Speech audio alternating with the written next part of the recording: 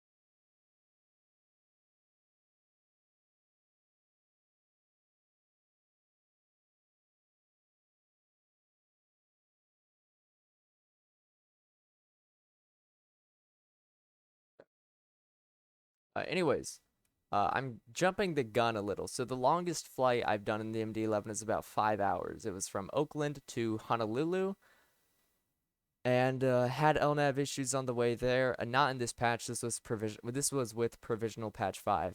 Had some LNAV issues, and tried to do a return leg. Couldn't do it. So then I was going to fly the A330 Neo for Microsoft Flight Sim, the free one.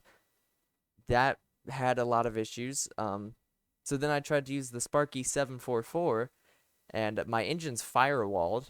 They stabilized after a while, but that put me off. And looking at the external model of the aircraft, I don't know, I just didn't really want to do it. So I loaded up the 742 and I did a flight. So that was fun. And then with patch 1.01, I did a flight, like I said, from New York to Louisville, and I didn't have any issues with that. So I'm kind of jumping the gun. We are flying today from New York City, John F. Kennedy International Airport, across the pond, eastward, eastbound, to Frankfurt in a Lufthansa Cargo MD-11. Look, I know this is really dumb of me. If there are any issues, this is gonna be really bad. But I have faith more than I probably should. Anyways, we're just gonna go ahead and get into it. The scheduled airtime. Let me load up SimBrief real quick. I downloaded the PDF, but let me take a look. My estimated airtime is 6 hours and 55 minutes. We do got some step climbs. We got a very long flight plan, with some North Atlantic tracks going on. All the way we're gonna be going up from New York through Connecticut and Massachusetts, across the North Atlantic into Nova Scotia, and then Newfoundland, across the North Atlantic through Northern Ireland, the UK, the Netherlands, before finally coming in to Frankfurt. This is a real world Lufthansa cargo flight. Don't ask me if the flight number is the same. I don't really know. Every time I've tried to find flight numbers for cargo aircraft like FedEx, UPS, Lufthansa Cargo, I can't ever find them. So I just kind of load up a number generator, click it 10 times, whatever number is that, it's what I put on my flight plan. Only for cargo flights, though. If it's like a commercial flight, like a Delta flight, I try and base that with off of real flights. Try to take similar aircraft and use the flight number. But we're Lufthansa Cargo 7382 in the MD-11F from KJFK to EDDF. Our alternate is EDDL. Got some step climbs. We're going to be climbing initially to 31,000 feet, and then 34,000 feet later on, and then 35,000 feet later on, and then we're going to be actually descending to 23,000 feet later on. And we actually are going to have an average wind of an average 33 knot tailwind, so that's pretty good. Y'all can't see this because I don't have it loaded up. I don't have Avitab loaded up, but I am just looking at SimBrief. We do have a really long flight plan, though, and I'll show you what I mean in a minute. And I was meant to look at some documentation, making sure I knew actually how to insert oceanic waypoints before I started recording, but I didn't. So I'm gonna real quickly pause and take a look at that real quick, and I will come back after I've read through that the autopilot FMS whatever manual, so I know actually how to insert an oceanic waypoint. Every time I've tried to do it in any other plane, it's failed miserably. So yeah, give me a minute here, guys. Okay, so I've looked at it. It's you put in. Never seen this on any other aircraft. You put in the waypoints, like you put in the waypoint. You put in the coordinate like fully. I'd never seen that on any other aircraft. I've tried on other aircraft. It's never worked. I don't even know if it's going to work on this, to be honest. I don't even know if we have lat longe waypoints.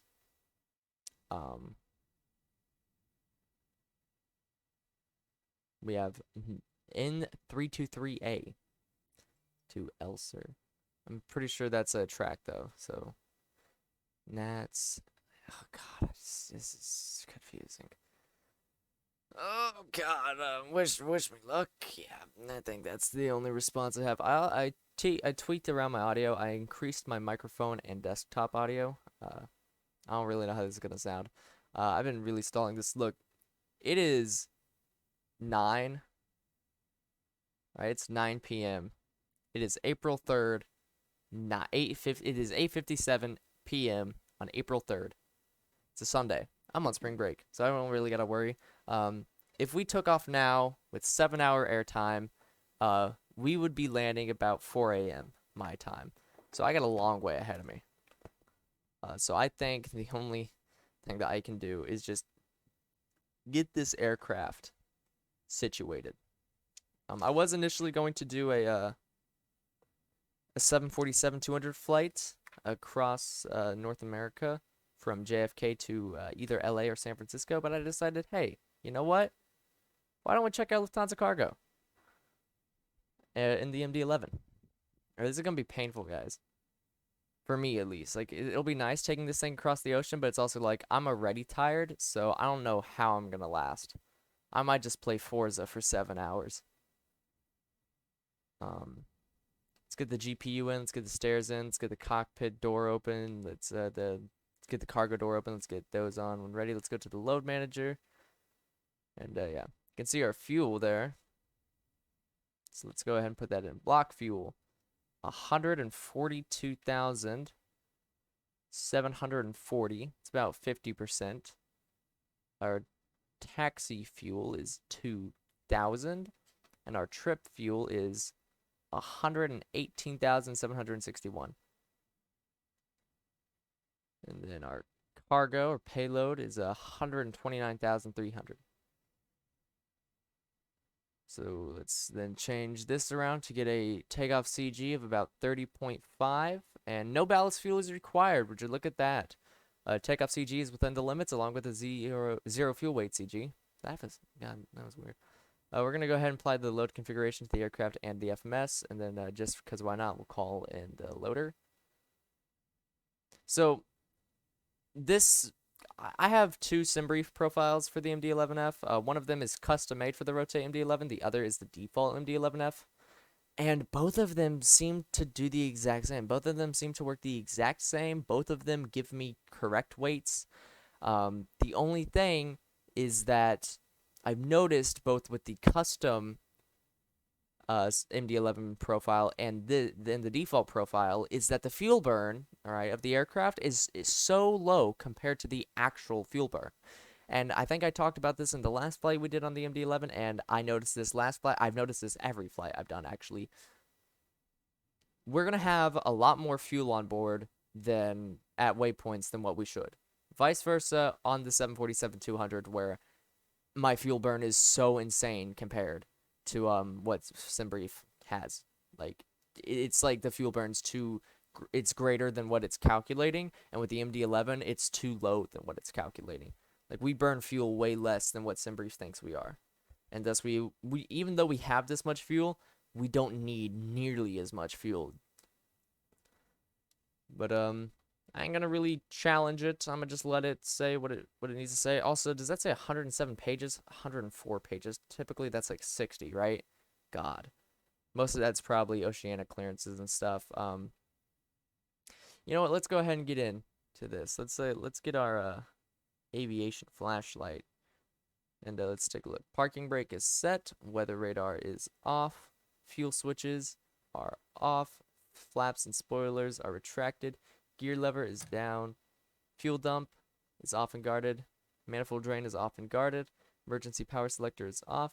Battery on.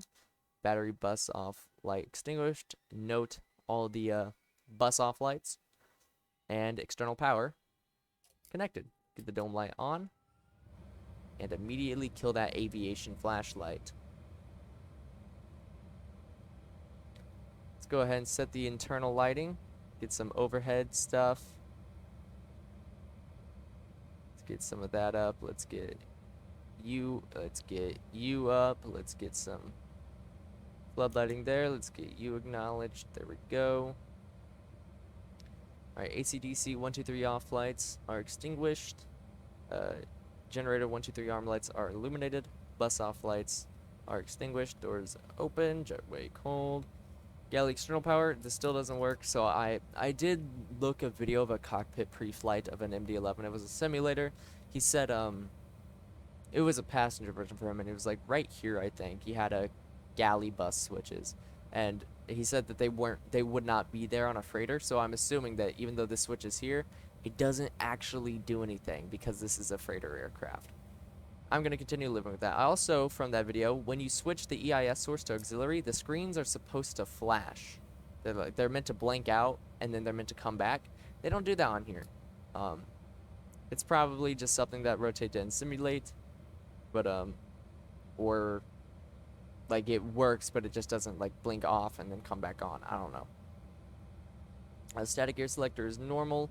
Display unit start. And he was from, like, it was from an actual MD-11, like, instructor. So, I believe him. Radios are on VHF1. Let's initialize the flight plan. KJFK to EDDF. Alternate is EDDL. Flight number is GEC, which, according to Wikipedia, is the ICAO code for Lufthansa Cargo. 7382. You're a heavy, definitely. And we're going to set in all of our cruise levels. So 310/340/350/230. Not allowed. Step down and valid. Alright. You can't do a step down, apparently. You can only do a step climb. Alright. Average wind component is a tailwind of 33 knots. That's very chillaxed for a transatlantic. Cost index is 188. All of this should be set correctly, which it looks to be, and that's good too. We'll go back to the init page and kick off that. Navigation and logo lights on. We're going to arm the emergency lights and do the little test. If I could get the... There we go. Emergency light test pass. We're going to get the no smoking sign on auto and the seatbelt signs on and run the engine APU fire test.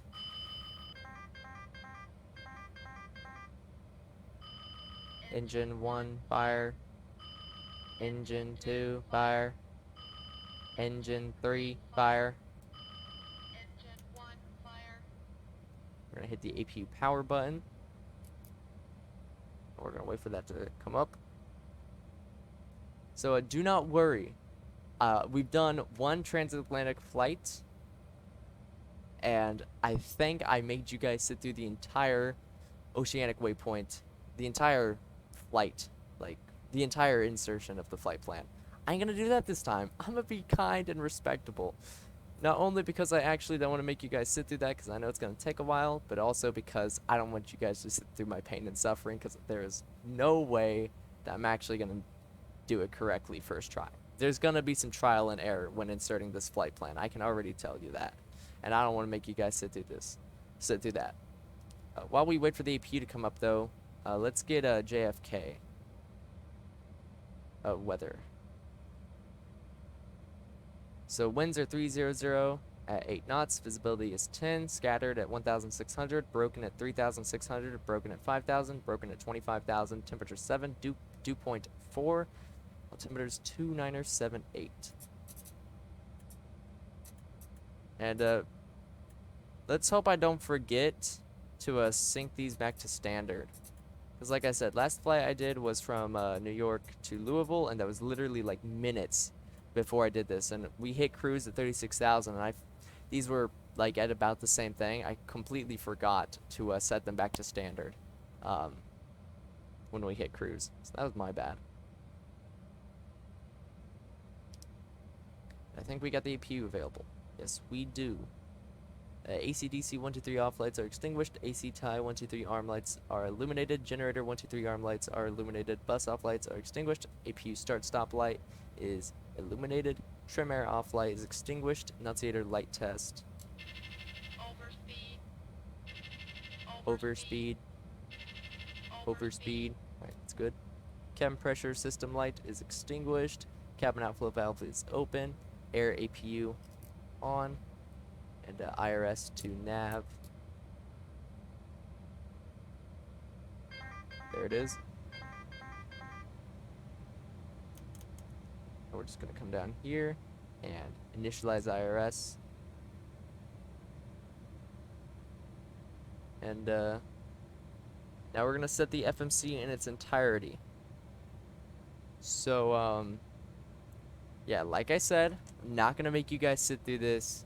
All you're gonna know, all you gotta know, is I have to insert all of this. Yeah, this is a lot. I don't even know what I'm supposed to put in for this or for this.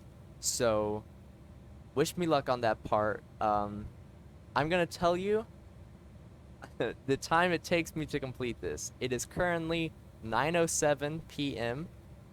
See you in 20 minutes, ladies and gentlemen. This is something you usually use company routes for, so you just put in your company, put in the route, and it'll put in all this for you. You just have to put in a sit and a star.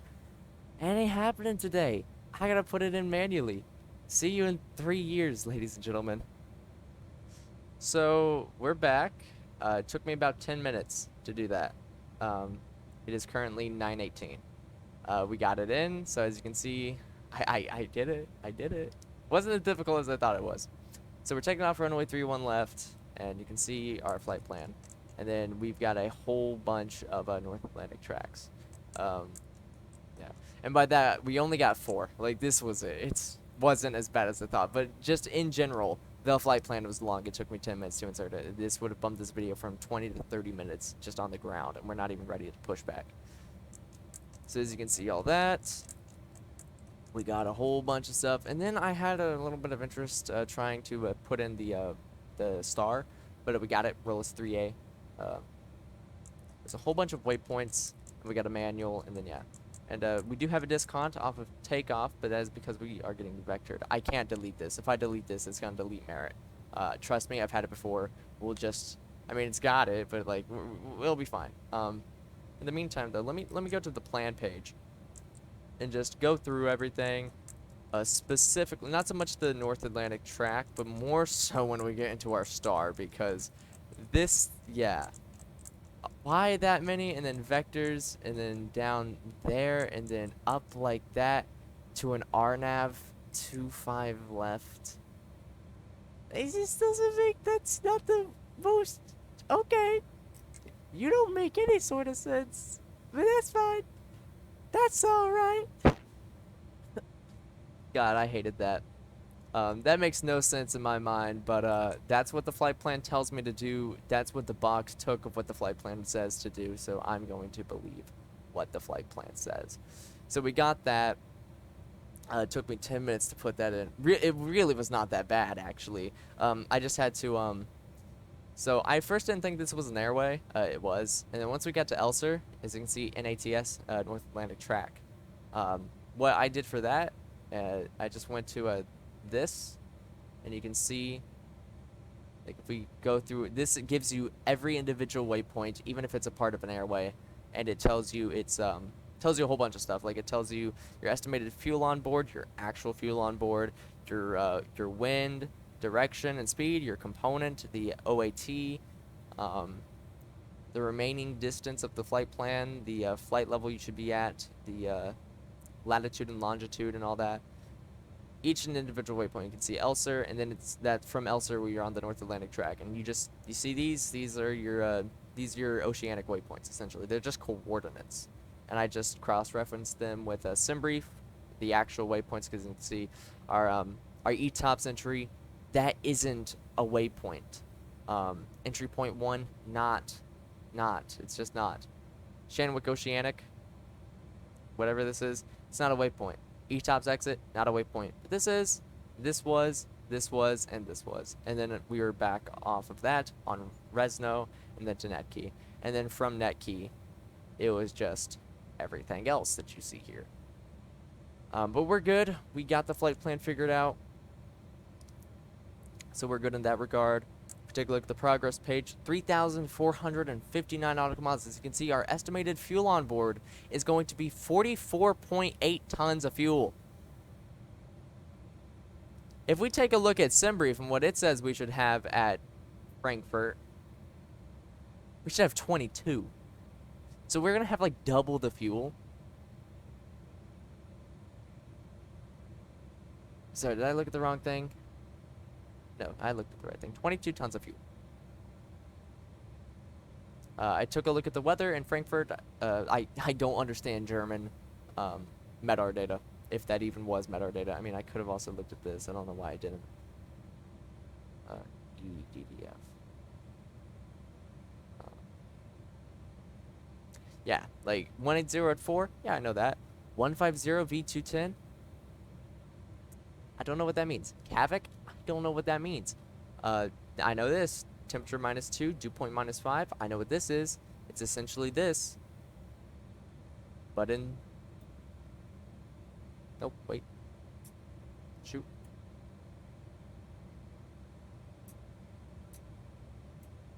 This. Oh, hey. Weather conditions in New York changed. Winds are 300 at 16. Visibility 10. Just 2979. Man, I've been on the ground so long, I even had the chance to go through an entire MEDAR change, which only happens like every 30 minutes. Alright, so let's get data on there. Let's get data on there. Gas is on standby. On the bright side, IRS should be aligned. Or IRUs. Sorry, they're IRUs on the MD-11. Alright, the FMC is set. Oh, wait, sorry. No, it's not. No, it's not at all. The flight plan is figured out. Performance page, it should be done with our cost index. Yeah, we'll set our transition level later on in the flight plan, later on in the flight. In general, once we start looking at the approach charts for Frankfurt. JFK. Let's do our acceleration height, 15, 13. So it's in line with our climb thrust. Our OAT is 8 degrees. Sorry, 08 degrees. Flaps, let's see, our takeoff weight is going to be 521.3 tons, and we're taking off runway 31 left. 31 left is about 9,100 feet. We're going to do a flaps 20 takeoff. Yeah, so V1 138, VR 157, V2 167. So that's good. Let's get you to the progress page, and I mean, it's the flight plan page. And takeoff page is filled out. I know we have slope and wind, and to be honest, it'll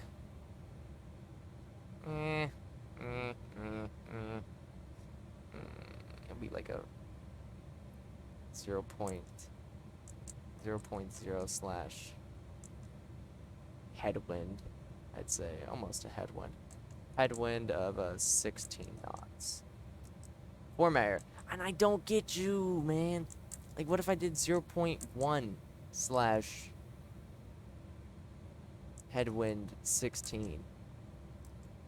Formair. Would you be fine with H16? No.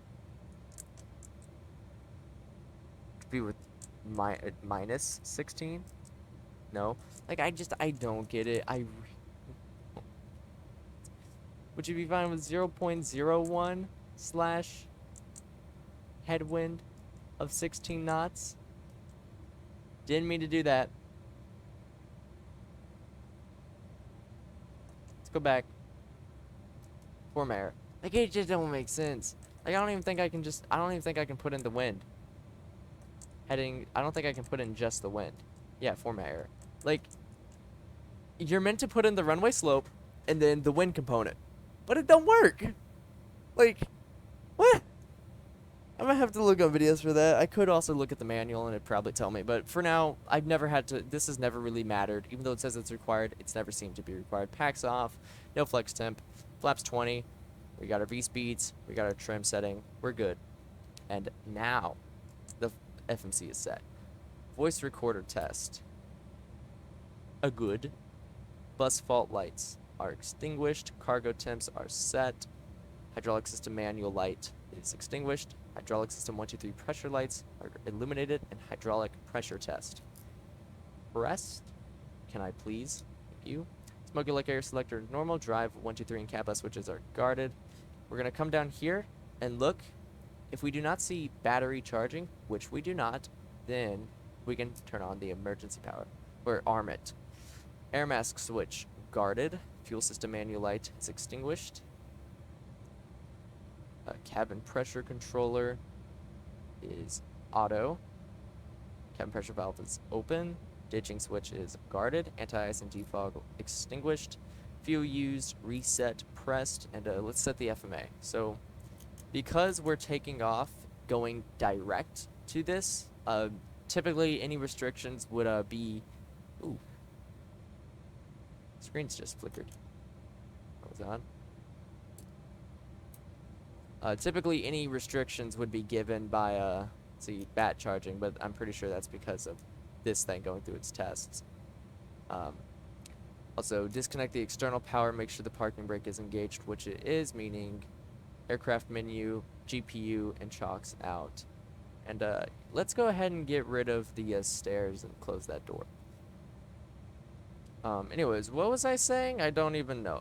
Yeah, any restrictions would typically be given, since we're going direct, would just be given by clearance, but since we do not have any, we don't have a SID, we don't have ATC, we don't really have any set restrictions, but I am just going to give myself some. So we're going to be climbing out of here. Because we're a heavy aircraft, at least heavier than normal, we're going to be blasting out of here. I'll give myself a 265 knots there, or 260, I guess.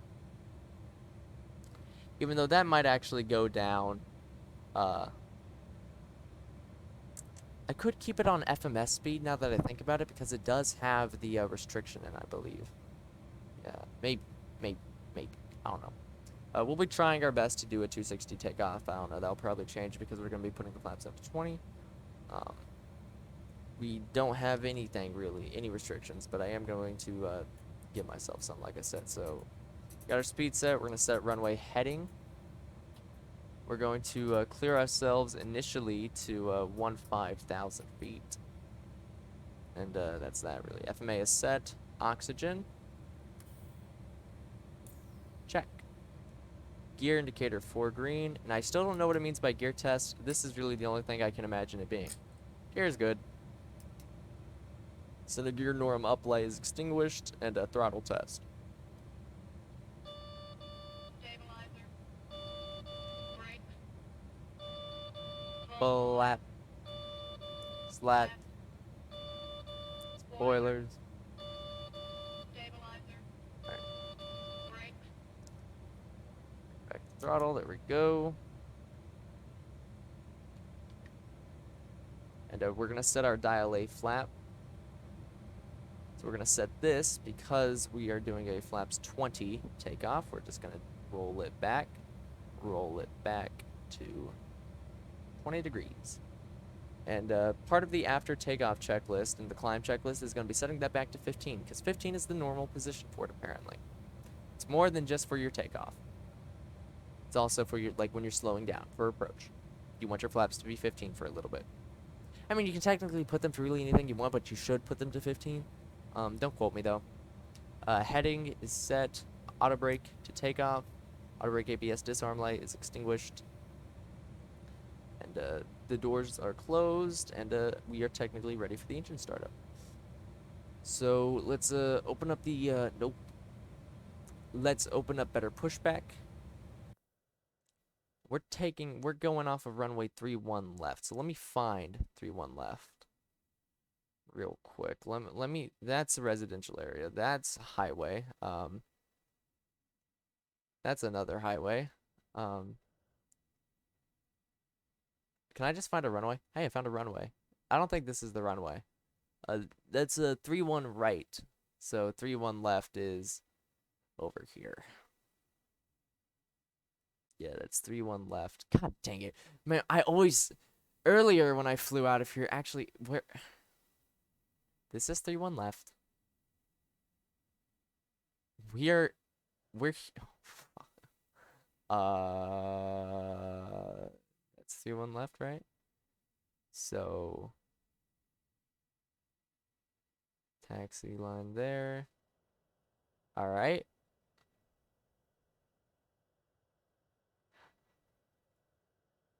Grounded cockpit, plan acknowledged. Call me through the menu when you are ready. Got that, Susie? Alright, we're gonna go ahead and call them.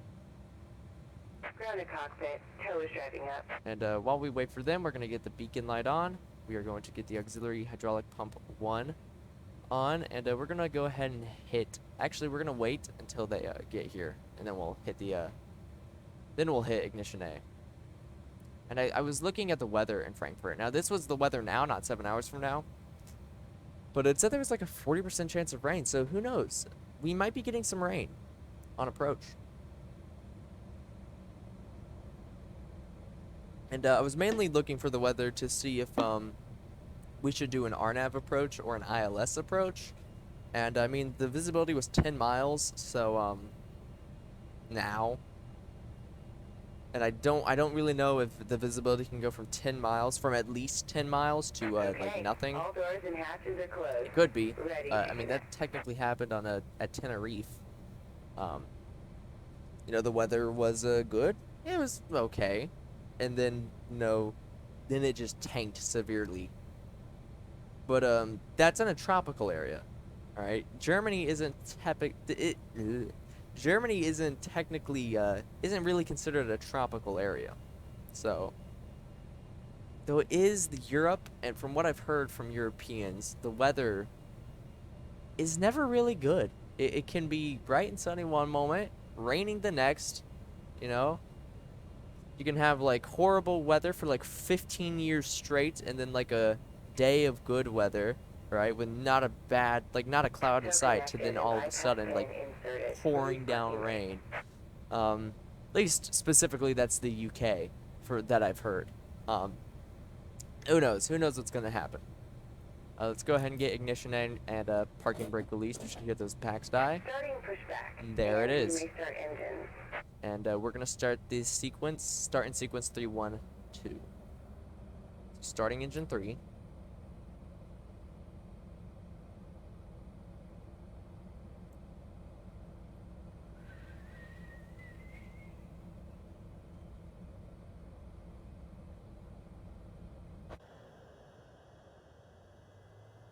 This is hot. It's so beautiful.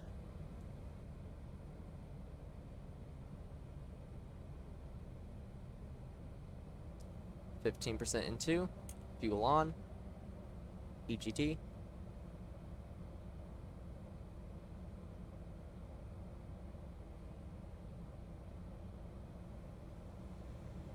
It's gonna suck the most if I like get everything good and everything set up and we're ready to go. We get in the air and it's taking me like 40 minutes and we're flying. I hit nav mode and then the LNAV just dies. I'm gonna be so upset. I've only done one flight. It's really dumb of me doing such a long flight with only one successful test flight, but I don't care. Starting engine 1. I've wanted to take this baby on a long haul. We're taking it on a long haul. This will also be my first flight straight direct, almost like straight across the Atlantic to Germany. I've done, I've flown in Germany in sims, but I've never done like straight across, like in one go. 15% into, like I've done flights from from the US to like the UK to France and then from there to Germany, but I've never done straight from the high EGT. I swear to God, if you give me an engine fire, I'm not gonna be a happy man. Operation complete. Go ahead and set the parking brake. Yeah, you might want to get the trucks on standby. Disconnecting tow. Stand by. Why do we have a high EGT? Because the freaking throttle is desynced.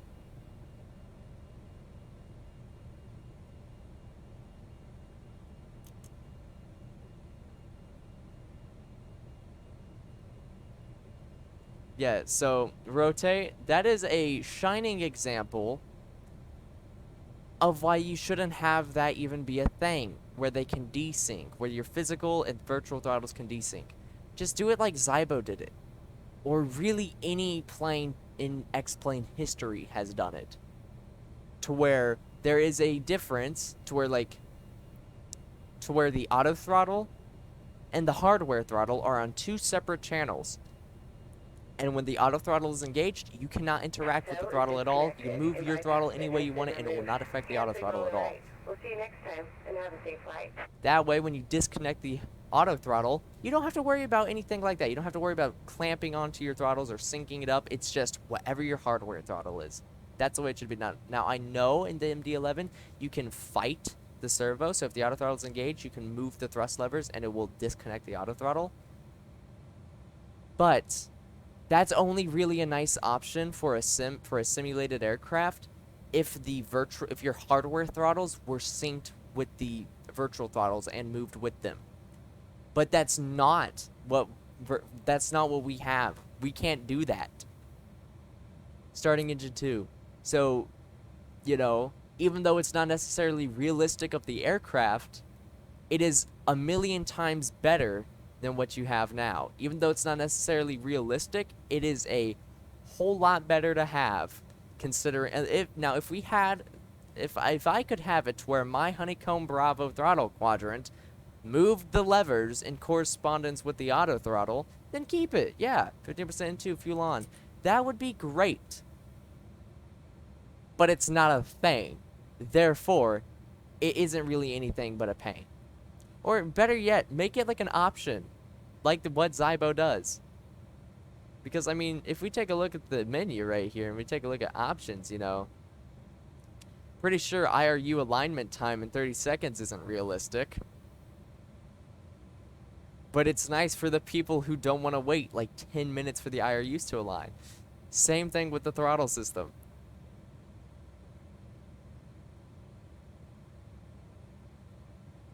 Sorry, if that sounded like a rant, it's just like I still don't understand that design choice. I still don't understand it, and I don't think I ever will understand it, to be honest. Because in my opinion, when you compare that to so many other aircraft for X-Plane, like it's such a bad design choice for a home simulator.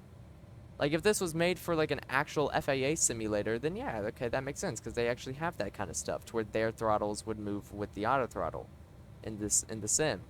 But, most majority of home simulators don't have that. Therefore, it doesn't make sense to have that. And I don't understand that design choice. Anyways, after start checklist, cargo door test, anti-ice, not required, air, APU, off, and APU off. FADEC alternate mode not displayed. Taxi lights and runway turn off lights on. Taxi indicated on the PFD. It says set the flaps to takeoff. And a note, those are good. Spoilers are armed. Stabilizer trim. It's a 5.1.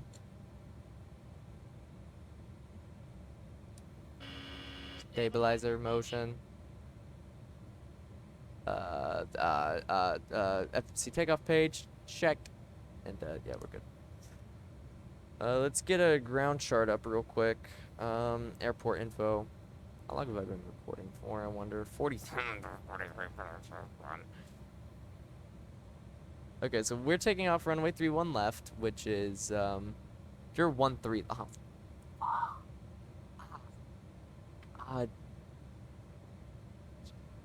31 left. Oh, okay. So we're gonna be taxiing by Sierra Bravo onto Romeo onto Bravo, and then we're gonna keep onto Bravo and then onto Mike. Or sorry, keeping on Bravo. I don't understand. This is Bravo. This is Papa, but this looks to be Mike, unless this is Mike. Yeah, this is Mike. So Bravo. We're just gonna keep on Bravo, and then we're going to go left on Kilo Echo, right onto Juliet, cross runway 4 left, cross runway 4 left on Juliet. And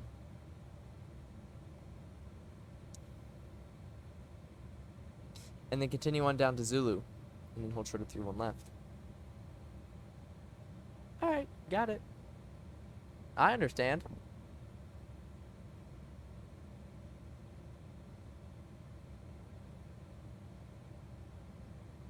Config page. Flight control test. Full left. They also said that this little thing, you know, if we go full right, it doesn't show up, and then this doesn't even hit full green. They said they are aware of this and that they'll look into it. So, I mean, it moves physically. It's just that. Full down, full up, neutral, rudder left, and a rudder right. Neutral. There we go. Flight controls are free and correct. Let's get that dome light off, I guess. That will taxi in the dark. On a flight like this, we would have our reserve officer, and I guess we may get a little bit of time up here. I don't know. I will be back here. You guys will be outside the aircraft. I'll strap you to the wings and just let you chill there for this flight. And for our reserve officer, let's let him just get a little bit of light there. There we go. There we go. That's a lot nicer. And get a nice look at that night lighting with the beacon light. It is so beautiful. Love it. I think I said this earlier. When I wasn't recording, I think I said this. I don't know what Rotate did to get their night lighting, but whatever they did, I wish more like groups would do that. Cause like I seriously, I have no idea what they did to get their external lighting like the way it is. But whatever they did, teach everybody else your ways, please. Like, or ask people to hire you to do their external lighting, because it is beautiful. I've never seen such beautiful external lighting for a flight sim. Also, I'm curious. I'm not expecting you to work, because pressing all the wrong buttons. I don't expect you to work because I never actually tied you to anything. But like, yeah, okay, you don't work. Never mind. Would be nice if you did, and I could set you up, but I do not feel like it at all. So then we take another right here onto Bravo. Nice. Yeah, so one thing I do need to get better at is taxiing this aircraft. How's the audio, actually? Audio looks fine. Is taxiing this aircraft. The nose wheel is super far behind the cockpit, so it makes taxiing, like, as you can see, we are almost off the taxiway. And I definitely have issues with that with the DC-10. I have so many issues with the DC-10, actually, like, you wouldn't believe. The DC-10 and me do not get along. I don't know, me and FSX don't get along. I've noticed whenever I've tried to land a plane in FSX, it's so difficult to judge, because, like, most planes don't have a radio altimeter. At least most of the default ones, and I only have one aircraft for FSX. Like, I have more, but like in terms of actual aircraft that aren't just freeware that I found online, I only have one, and that's the Just Flight DC-10, which we did a video on. It's so hard to judge my distance above the ground. Like, it has a radio altimeter, and I can't remember if it has a working, like, fully, I don't know if it has like a 50, 40, 30, 20, 10 call out, or if it even has call outs for its radio altimeter. I think it has like 100. And then like 50, 20 or something. But it is so hard to land that plane. Not because of the plane itself, but just because of FSX. Like, it's so hard in FSX to judge your distance above the ground. And I blame that mainly on a lack of shadows in FSX. Center of gravity, disagree. I've only ever gotten this message on landing. Concerning.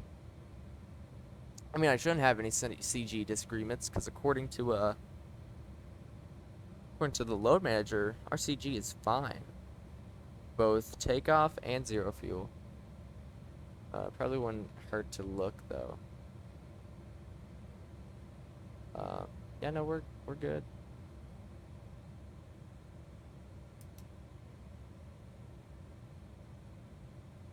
At least I think that's what CG means. CG disag means. Could be wrong. Don't really know. This would be a lot easier to look at if I wasn't moving. I could have done a little shortcut there and just went ahead onto took a left there, but I didn't because I'm an idiot. Wasn't paying attention when I should have been. I'm assuming by CG disag it means center of gravity disagree. I don't really know what else disag could mean, and I don't really know what else CG would mean. I mean, it could also stand for center gear, but like, doubt it. So what's the issue? Is it because tank 2 has less fuel than tanks 1 and 3?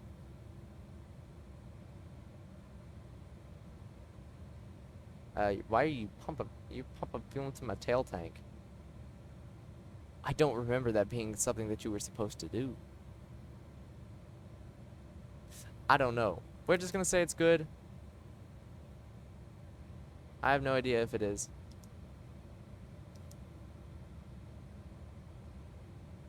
I should probably look up. I skimmed the manuals. The manuals are very in-depth. Most of the stuff is very misc, from what I could tell. Don't get me wrong. You should read the manuals. I just didn't, because I'm cocky.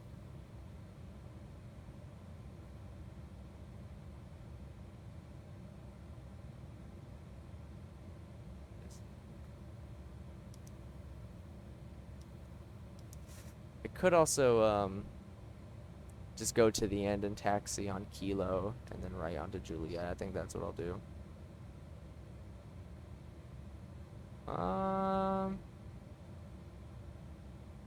This is from the PMDG MD-11. Again, this would be so much easier to read. I should probably just not care about this until I'm holding short of 3-1 left.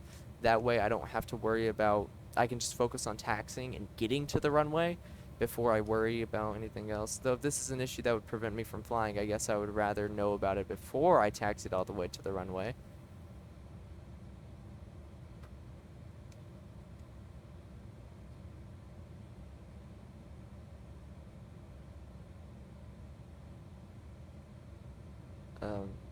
For those wondering if I'm ever going to start doing VATSIM flying, I do intend on it eventually. I think I've talked about it before. I did a VATSIM flight. There was no ATC where I was. It was I did 2 touch and go. I did 1 touch and go, sorry. One touch and go, 1 full stop landing. 2 landings. 2 landings, 2 takeoffs, 2 landings. 1 touch and go, 1 full stop.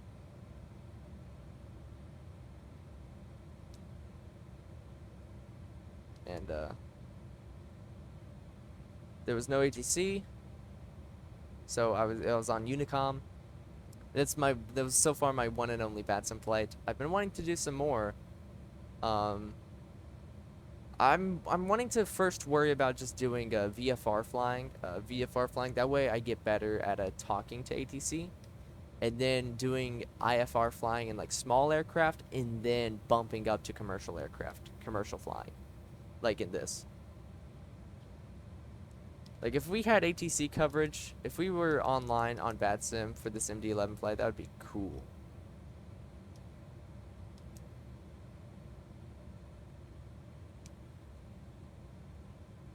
Anyways, here we are. 3-1 left.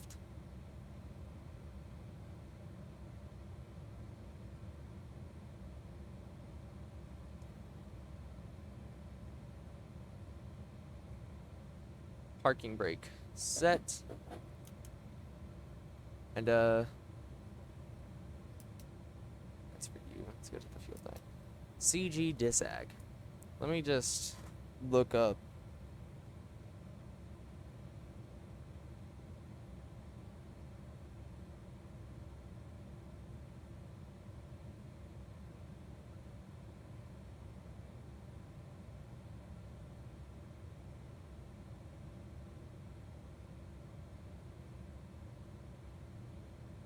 Here, trim is.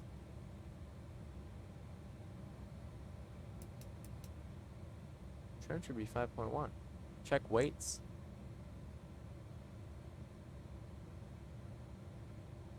I mean,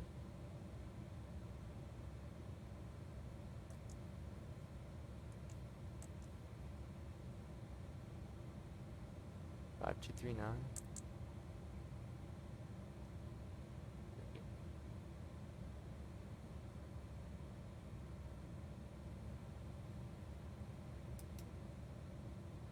CG disag.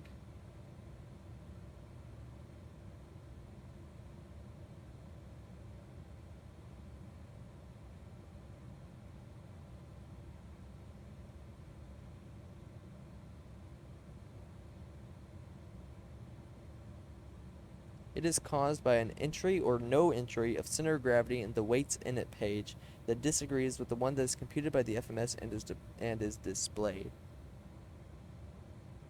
So I'm assuming by init weight page it means this.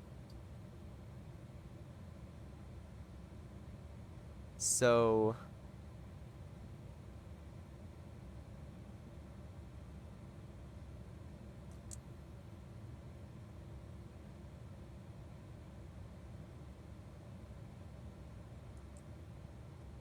I mean, I shouldn't be getting one then.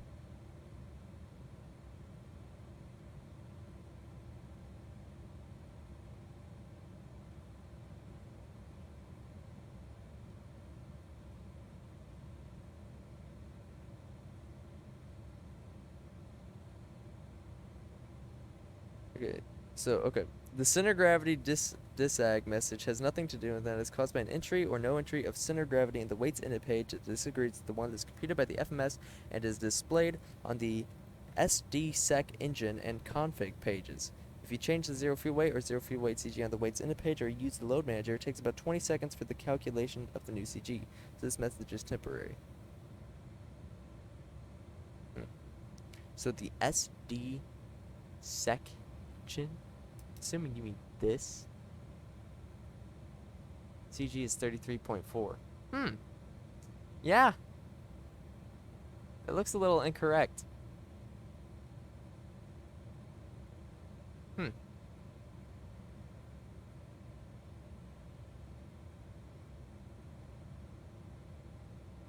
523.5. Put you in.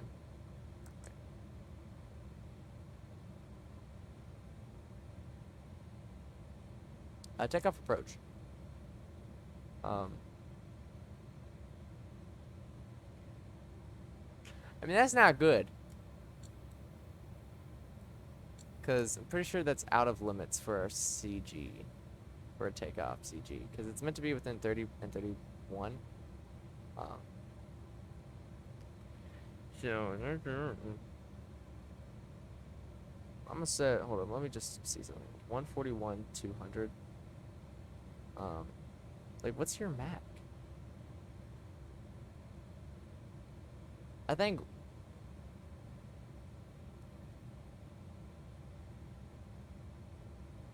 Oh, dog. Yeah, that's like almost outside the limit. I don't really know what to do in that situation. How do I do that?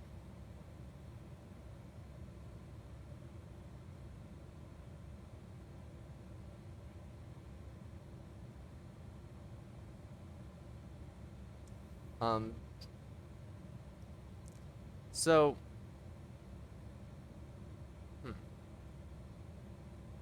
I don't really know what to do in the event of this, because our CG is out of limits.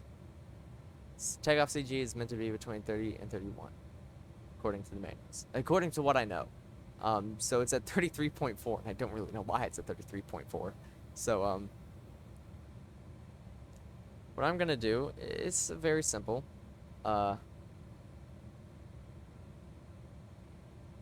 I'm just going to set our current fuel on here, which was 141 200. I'm going to set that, and the payload's the same, everything's the same, and I'm just gonna. So with that, it's just V speeds seem to be confirmed. The same. V1 138 VR 157 V2 167 V2 plus 10 is 177. Okay, we're good. In the air, I will read the manuals a little, so I know what to do in the event of that. I don't know why. Like, why would our CG change so much in just taxiing? Did I use that much fuel? I don't think I did. Anyways, back to the config page. Trim should be the same. Yep. Okay. Before takeoff checklist. Landing lights on, nose light can go off. Runway turnoff lights can stay on. High end lights on. Transponder to TARA. Auto flight armed. Also, I don't know. Is the nose light meant to be on like takeoff or land or taxi when you take off? I don't know, because switching it off and it looks too dark. I don't know. We'll set it to land. Take a look at the. Oh, that's just beautiful. That is beautiful. Let's take a look at the weather one last time. Winds are 300 at 16. I've been recording for an hour. Paid parking brake released. Let's just taxi onto that runway and let's do this takeoff, yeah? And we got the green box, which is good. I'm pretty sure the CG limits is 30 to 31. Or at least that's the optimal. I don't exactly know what the limits are, but 33.4 looked dangerously close to the CG limits for a takeoff. So I wasn't really comfortable with that. I think we had too much weight aft, and I don't really know what we do. I mean, it said our tail tank had some fuel in it, and as far as I'm aware, the tail tank would only really fill. It's like a ballast tank essentially. You'd only really put fuel in it either as an auxiliary or like reserve fuel or I don't know. But we're here, lined up with 3-1 left. Let's do this takeoff. Start pushing those engines forward. Brakes released.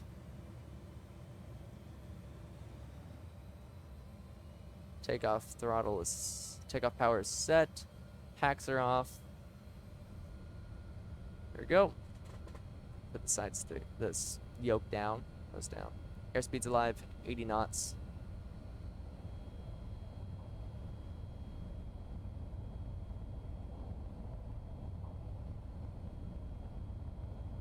V1. Rotate. V2.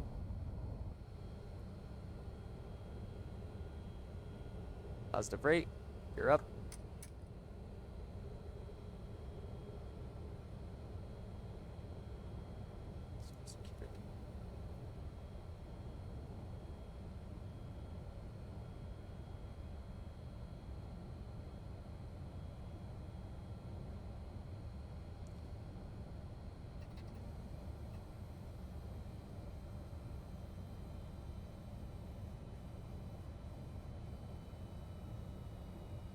All right. Setting 240 knots. To set 1,000 feet per minute. The dial.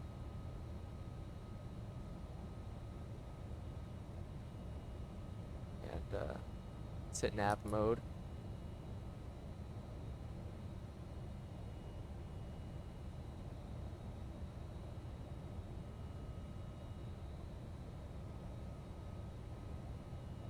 Come on. Force some speed out of it. Let's put the flaps up. Keep the slats out.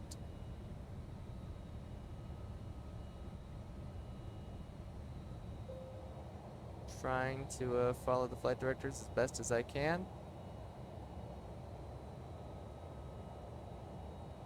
So let's see if we can set 265 now, which we can, which is good.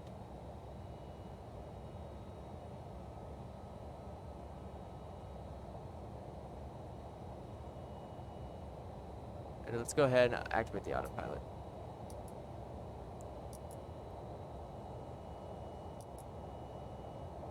Autopilot's on. Nav 1 is engaged. And slats up. Ooh, wow. Oh, wow. Oh, wow. Oh, wow. Epilepsy warning.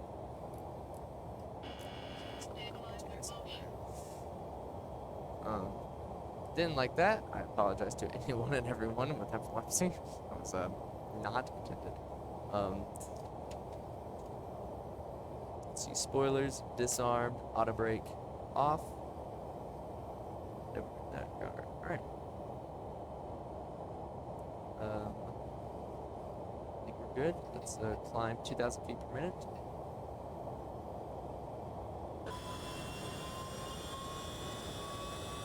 That's nice.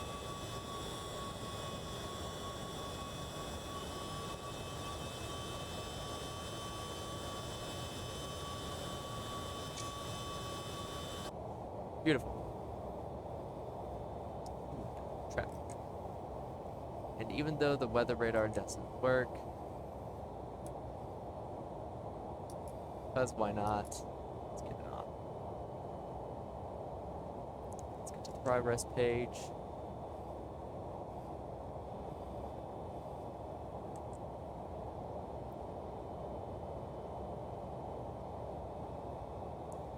So I'm going to be seeing this aircraft all the way up to cruise. And then when we hit cruise, I'm going to not really step away. I am going to sit here for a few minutes just making sure the LNAV is fine. And I might sit here until we cross the North Atlantic, until we like head over Newfoundland and are out over the North Atlantic fully. And you know, we're just going to be going, just once we hit our North Atlantic track, I think that's when I'll step away. And it's gonna be a long flight. Strap yourselves in. No in-flight entertainment for today, unless the plane freaks out. That might give you some in-flight entertainment. But for the first time, you know, in all of my 3 IRL flights that I've ever done, I hope we don't have any in-flight entertainment. Not that I really had in-flight entertainment when I did those, when I flew in real life, because so I don't use Spotify or anything. I don't really use any offline streaming music apps. I don't download music or anything like that. I usually just stream it. I usually stream it from YouTube. That's what I used to do. But let's be honest, YouTube kind of sucks for streaming music. So I started using this app called Musi a few months ago. It's pretty good. It's completely free of charge. You get an ad, but like typically the ads are silent, and it's just like a little mobile game ad. You know, you can skip it in a few seconds, or sometimes you have to sit through, but it's completely silent. The music, you know, it doesn't stop the music. Like, you get an ad, you can just close your phone, you can go out the app, the music will still play. Like, it's fantastic in that regard. But back in like 2019 when I flew, like IRL, you know, these aircraft, they were narrow body. You know, it was an A320 and I think Embraer, maybe a CRJ, but probably an Embraer. Actually, no, it might have been a CRJ actually. I can't really remember, but it was just, they were small aircraft. They didn't have any in-flight entertainment, and I didn't have anything on my phone. I did have an app that allowed you to download music for free and listen to it offline. Ooh, shoot. But I messed up before we flew, and I accidentally like lost all my songs, so I couldn't. So that sucked. I couldn't listen to any music. And I mean, for like the first flight, it wasn't really that bad. You know, it was my first time flying, so I was mesmerized by everything. It was only like an hour and a half in the air. And then the second flight was really painful, kind of. It was from New York to LaGuardia Airport down to Miami. And it was like 3 hours on an A320. And again, no in-flight entertainment. You know, it's 6 abreast seating. I had my friend sitting to my left. I had a random dude sitting to my right. So I was stuck in the middle between my friend and this completely random dude who the entire flight was on his laptop, just typing away. I don't know, like, what job you have that puts you on economy for a 3-hour flight from New York to Miami, and you're sitting there typing on your tablet, your laptop the entire time. But whatever job that is, that must suck, man. 3 hours in the air, and that entire 3 hours, I never once saw that man take a break. Not once. I mean, power to you, man. Like, that's awesome. I'm glad you have that good a work ethic. But like, oh my god, 3 hours. I never saw him take a break. I mean, I took a nap for most of the flight. You know, I went to bed. I was sleeping in the most uncomfortable position possible. I was tucked down, man, because like I can't sleep sitting in a normal seat. And, you know, these seats, they don't really recline. So I had my head, and I didn't trust the tray table. So I was kind of just sleeping slumped forward in the most uncomfortable way I've ever slept in my entire life. And when I went to sleep, this dude was typing, all right? And I woke up like 2 hours later. This man was still typing. Like, as far as I'm aware, he never took a break.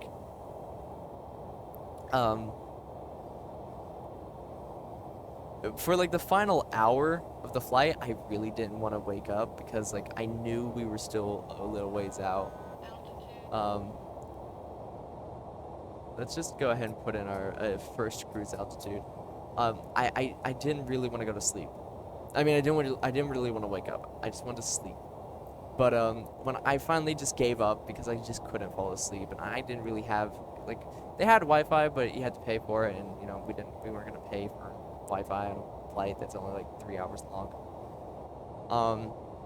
When I woke up, I looked out the window, and it was a evening, you know, it was a kind of like later in the day flight, and Miami, you know. We were coming into Miami, and it was night. You know, it was dark out.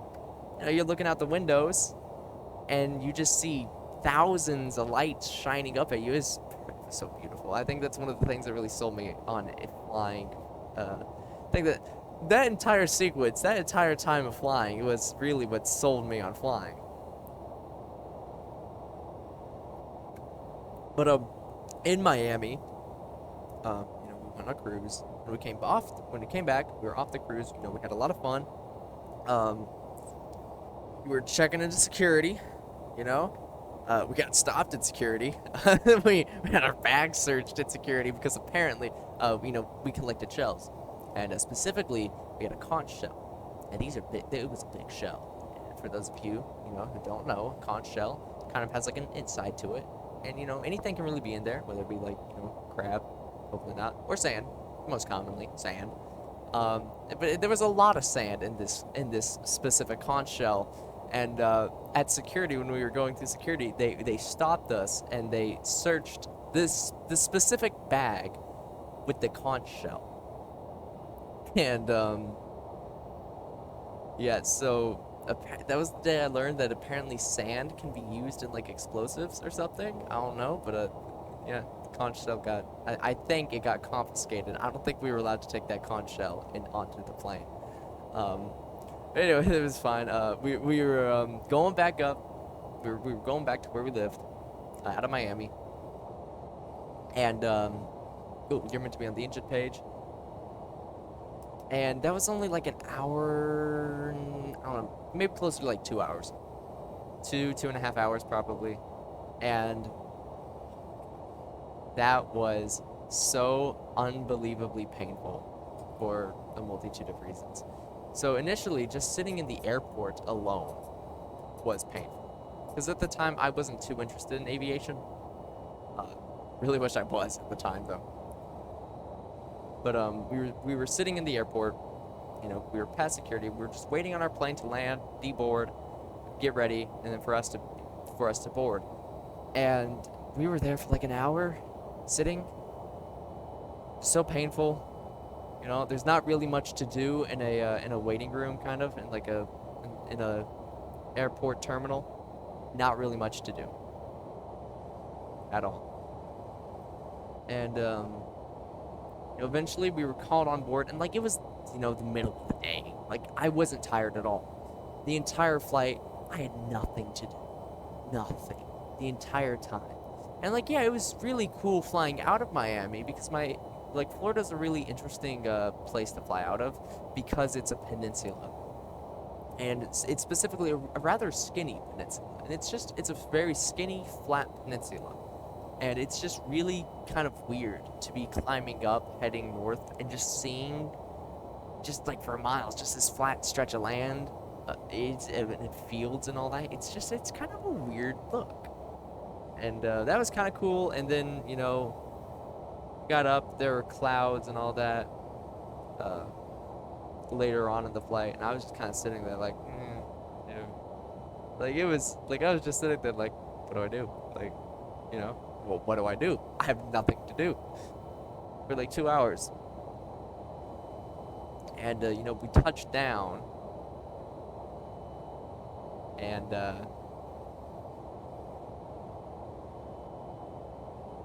you know, we touched down, and initially I was actually I was gonna go home with my parents, but my friend's parents were there, and I was like, hey, yo, can I stay with them for the night?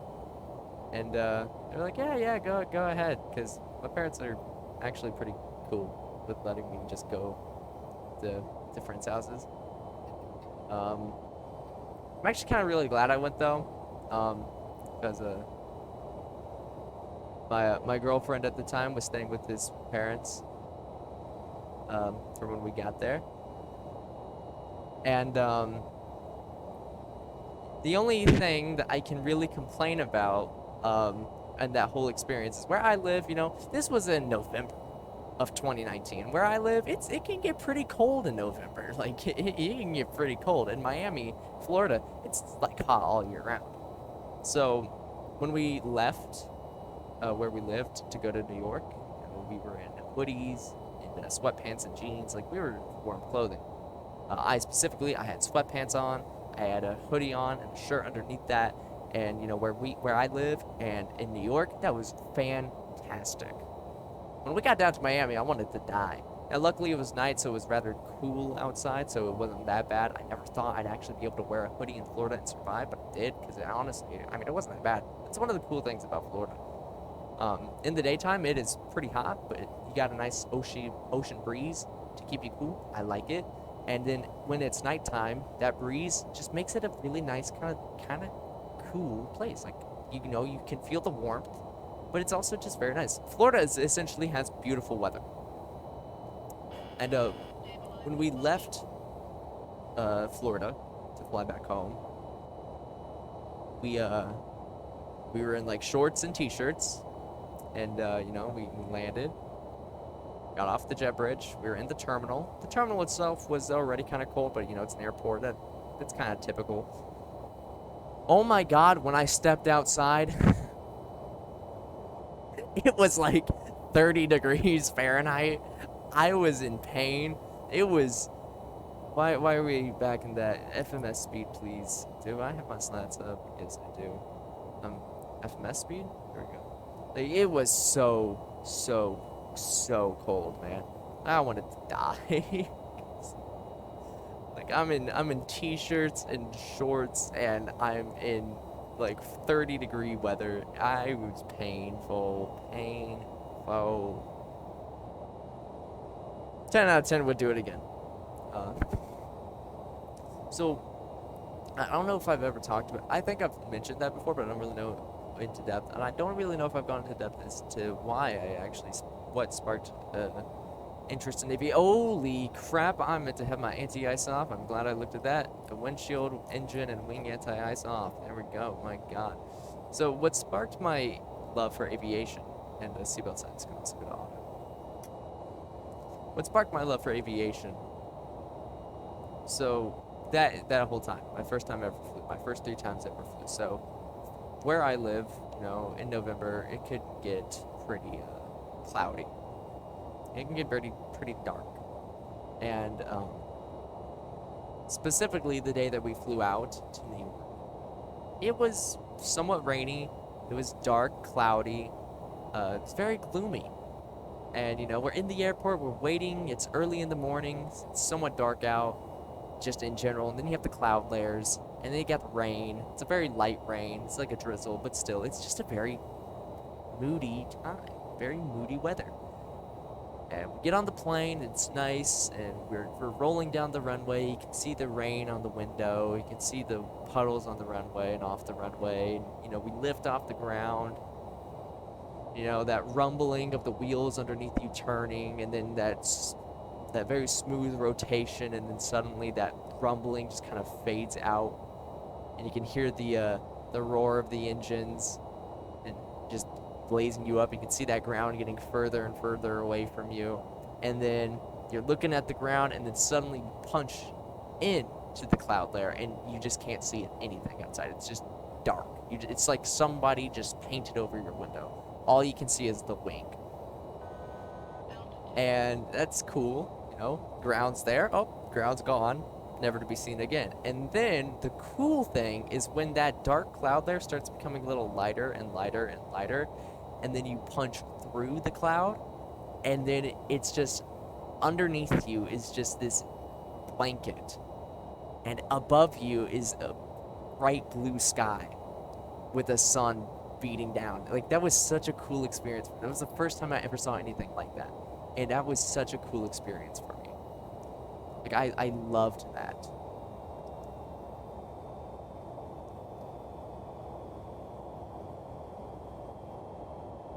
Yeah, take a look. Elser. So we're climbing to 34,000 after Elser. Alright. That was such a cool experience for me. And I loved that a lot. Like, that was so amazing. It was just insane. Because, you know, it was the first time I ever flew, and I'm really glad that was the first time I ever flew, because it was just so nice. You know, being underneath the clouds, it's dark, it's moody, punching into the clouds, you know, the ground disappears, you can't see anything, and then punching above that cloud layer, and it's just this beautiful difference. And then same kind of thing in reverse when we landed in New York. The cloud layer was a lot higher in New York, though, but it's still same thing, and it was more rainy in New York, and we landed in LaGuardia and all that. Pretty cool experience. LaGuardia Airport is just interesting. Its terminal is like, I don't know how to describe it. The terminal in LaGuardia is just different. I don't really know how to describe it. It's just, when you compare it to other terminals, it's just weird. I don't know. I really don't know how to describe it. It's just a different feeling than, you know, the 2 other airport terminals I've ever been at. I don't know, because, like, it had carpet on the floor, like a rug or whatever. You know, it had, like, it was just a hallway with a bunch of, like, small stores, and, you know, places to buy snacks at. Got a couple restrooms, a couple vending machines. Then you have the, I can't remember what side of the terminal we were on, what, like, gates we were by, but it was just weird.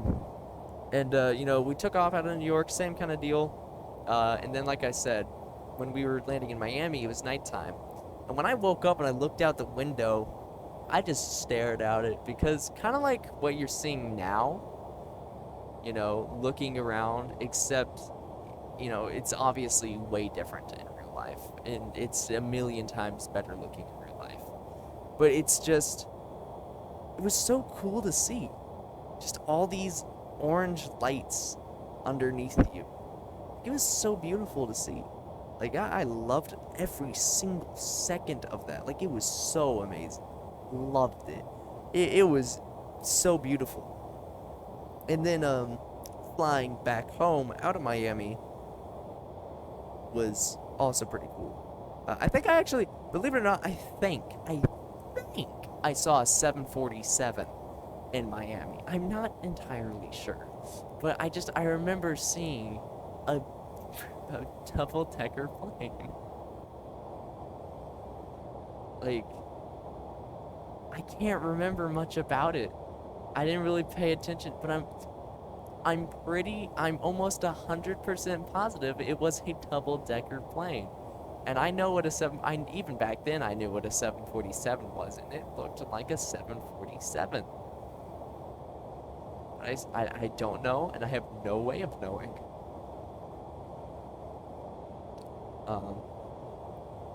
Because, like, from what little I remember of it, it was like a short 747. And the only short 747 that I could think of that really fit the bill was the 747 SP. Now, I don't really know if there are even any 747 SPs still flying. Actually, I think there is, and I think it's a NASA-owned 747 SP. But like, I don't really know why that would be at the passenger terminal in Miami in November of 2019. Like, I don't know, but it was pretty cool. And I think that really sparked my love for aviation. Now, it didn't really happen for a little while later, but it was after, a little ways after, that I started. I booted up FSX just to try and recreate the flights that we did. And I did the entire thing in a 737. I knew how the autopilot worked. I didn't know how anything else worked. I tried to land. It was like I was giving people whiplash. I mean, I landed at the correct. Okay, I attempted to land at the correct airports. I flew out at the correct airports, and I landed at LaGuardia. And I tried to land in Miami, but the sim crashed. So that was interesting.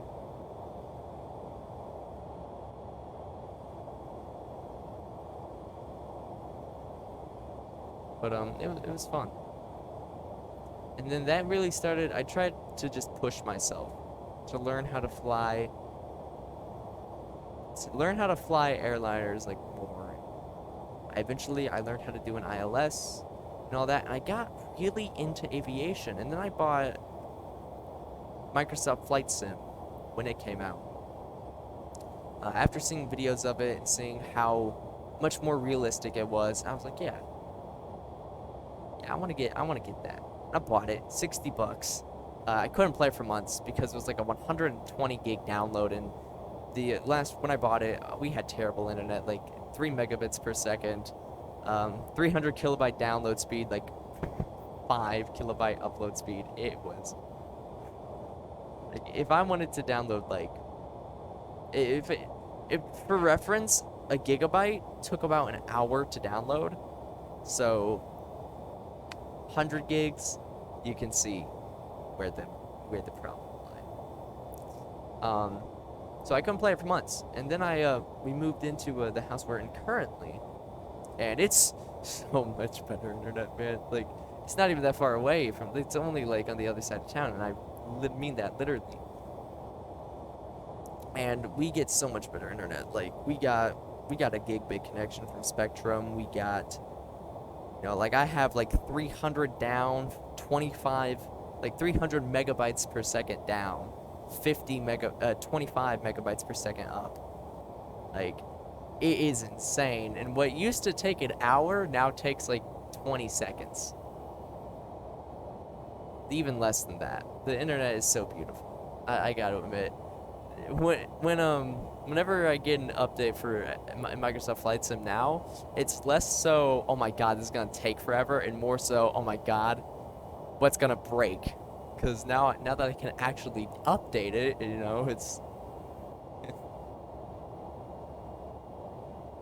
And now when I downloaded this MD-11, it wasn't a case of when I downloaded the update, it wasn't a case of how long is this gonna take to download. It was how long is this gonna take me to set up? And am I gonna have to reactivate my frickin' thing? Surprisingly, I didn't. And it didn't. It tried to. I updated it, I overwrote everything, and it tried to say that my nav data was up to date. I was looking at the AirX cycle under the nav data folder, and it said 2105, and I was like, that's not right. But it kept saying it was up to date. I had to delete the nav data folder, and then it had to re-download a whole new nav data folder for it to read correctly. But I got it. We got it working. We're here now, cruising at 31,000 feet, 192 miles from Alex with a 38 knot tailwind. Soon we'll be climbing up to 34,000 feet, I believe. Yeah. And then we'll be flying over the North Atlantic in a Lufthansa Cargo MD-11F. When I bought Microsoft Flight Sim, I used the default A320neo for so long. Every time I tried to use the fly-by-wire A320, I had so many issues with it, man. I couldn't remember everything was. Like, these IRS switches, I couldn't even remember to do that. Like, you'd load up and it would be like, heading not available. PFD, like, everything would be read out on here. and the PFD and Indies, and I was like, what do I do? What do I do? Oh my god, I can't figure it out. And it took me so long to be like, oh, that's what I do. But eventually I got it working, and I still never really set my own flight plans. I didn't really use SimBrief that much because I didn't really know how to use it, and I really didn't know how to insert waypoints. I eventually learned how to do it on the fly-by-wire 320 using a tutorial, and that's where I got my diffsrip method. Actually, the data init flight plan, secondary flight plan, radio nav page, init B, and performance. That's where I got that from, that tutorial.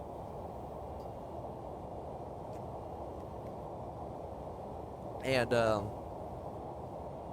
I still didn't really know how to set up the flight plan on the 747, but I bought the Aerosoft CRJ 700, and that kind of forced me to learn how. Because they're very similar, and I ended up learning.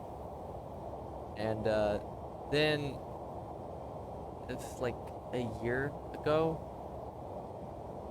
it was like July, I think, of last year, so almost, soon will be a year ago, when Sim Update 5 came out for Microsoft Flight Sim.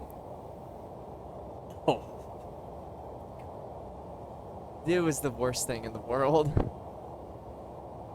Like, it broke so much for so long. Not even add-ons, just the sim itself was broken for so long. Live weather issues, just CTD issues, general performance issues. There were so many issues with Microsoft Flight Sim back in that time, and some of those issues didn't get fixed for months. No, not months, plural, months, for so long. I eventually got it fixed, but it's in that time where I was really so fed up with the handling of the sim, I was about to just say screw it and buy X-Plane 11, because I didn't own X-Plane 11, but I was so close to buying it because of how much bullcrap I had to deal with it. And then I bought it. After I learned, I was looking up aircraft words to see, what could I get straight out the box just to have realistic flying. And I knew of the Zybo 737-800, and I looked at that and I was like, hey, you know what? I want a good 737 for a simulator, and PMDG is still months away, and even now I still think they're months away. I don't really know when their release date is. And it was on sale, so I bought X-Plane, and I downloaded the Zybo, and I got it all set up, and then boom.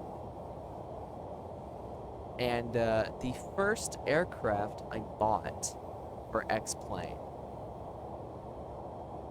was the FlyJSim 727. It was the first. It was the first thing I bought for X-Plane. The first payware aircraft in general that I bought was the CRJ 700 from Aerosoft. Then it was the Douglas DC-6 for Microsoft Flight Sim, and then I believe it was the Just Flight DC-10 for FSX, and then I think it was the FlyJSim 727, and then the Felis 747, and I think I believe from there it was the INI A300, and then this MD-11. I think that's it. I think that's all the aircraft I've ever bought. Okay. So, now I got the Zybo, flew with that. It was fun. It was great. I didn't really put too many hours into X-Plane because the A320 had that. CRJ, DC-6 had all that. Really only used X-Plane for the 737. But then, of course, I just started flying X-Plane more and more, and I wanted to play X-Plane more and more because it was, in my opinion, still is, in my opinion, a lot better for commercial flying than Microsoft Flight Sim. I still use Microsoft Flight Sim for GA flying, but for commercial flying, X-Plane all the way. For a lot of reasons. Stability is one. Aircraft in general, especially for long calls. In Microsoft Flight Sim, we don't have really any good long-haul aircraft as of now. The A320neo, it's not really a long haul. Like it can do transatlantic, but the default 747 sucks. The Salty Sim 747 It's definitely an improvement, but personally, from experience, I've had stability issues with it, and then I've just had stability issues in Microsoft Flight Sim in general. I did a flight from London Heathrow to San Francisco, and 7 hours in, as soon as I crossed Newfoundland, CTD. I tried to do a flight from New York to Paris, or to Frankfurt, one of the two, in the Salty Sim 744. Crashed on stand. Like, before I even got the APU powered up, it crashed. It's just, I don't have the 787, and from what I've heard, it's really not that great. You need the heavy division mod for it, but either way, I don't have it. So, like, there's not really many aircraft for Microsoft Flight Sim for the long-haul market. On X-Plane, there's a lot more. And so, I got X-Plane, I wanted to do more.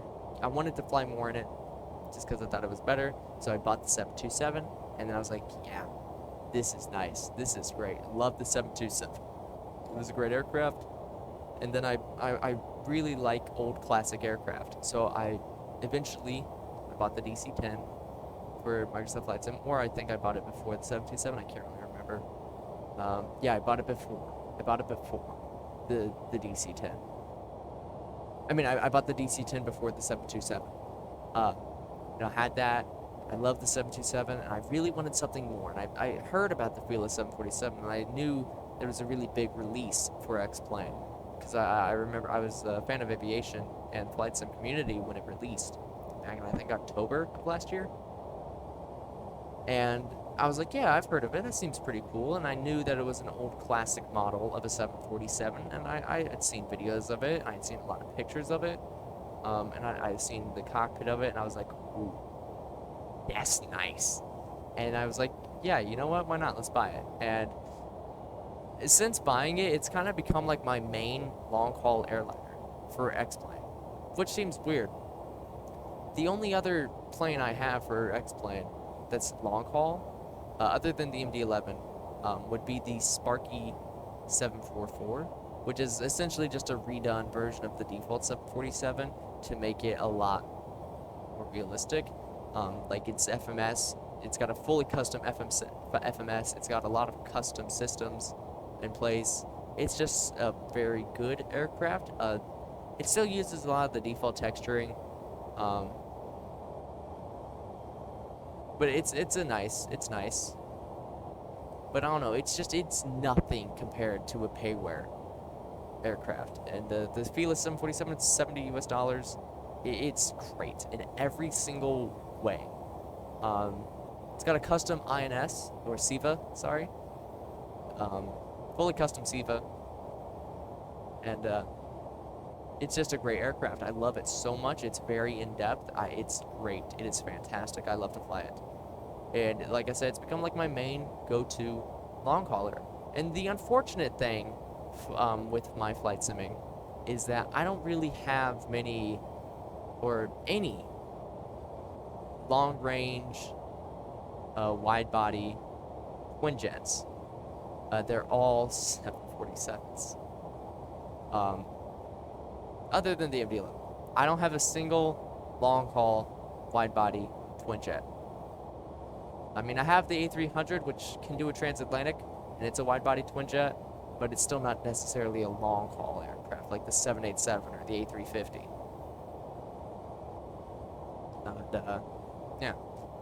I got the MD-11, though, so that gives me a nice break, nice difference. You don't know how tiring it gets to whenever you want to do, like, a transatlantic journey. It's like, for the most comfort, take a 747. Because the A300, it can do it, but it's, it's not really designated for that. It's not what it was designed to do. Like, it can. Don't get me wrong, it can, and it has, and it still does, I think. But it's not what it's designed to do. Like, I'd much rather have, like, a 787 or something. So I still use the 747 for transatlantic journeys. But now that I have the MD-11, I don't got to. And as you can see, we are having, as of now, like 0 LNAV deviations. We're good so far. We are good so far. No issues with the cruise limits. It's holding 31,000 fine. No deviations of the flight plan so far. No, we're good. I'm going to what I'm gonna do is I'm gonna go use the restroom. I'm gonna come back. I'm gonna start playing like Forza and stuff on my Xbox. When we hit Esler, I'm gonna climb to 34,000, and then we're just gonna kind of sit there for the 34,000 feet at 34,000 feet for a good long while. And I'll climb to 35,000 when we pass net key. And then eventually, whenever we get closer to Germany, we're off past the UK, but over the Netherlands and all that, we'll whenever we drop down to like 26,000 feet, whenever our step down is from 35,000, I'll come back and we'll start drawing up our plans for our approach into Frankfurt. But for now, we're just gonna chill. I would go into the external camera and just let y'all watch, but yeah, not really much to watch now, is there? We're going to tone down some floodlighting. In fact, I might just turn off the overhead. Actually, no, we'll just dim it and we'll tone down you.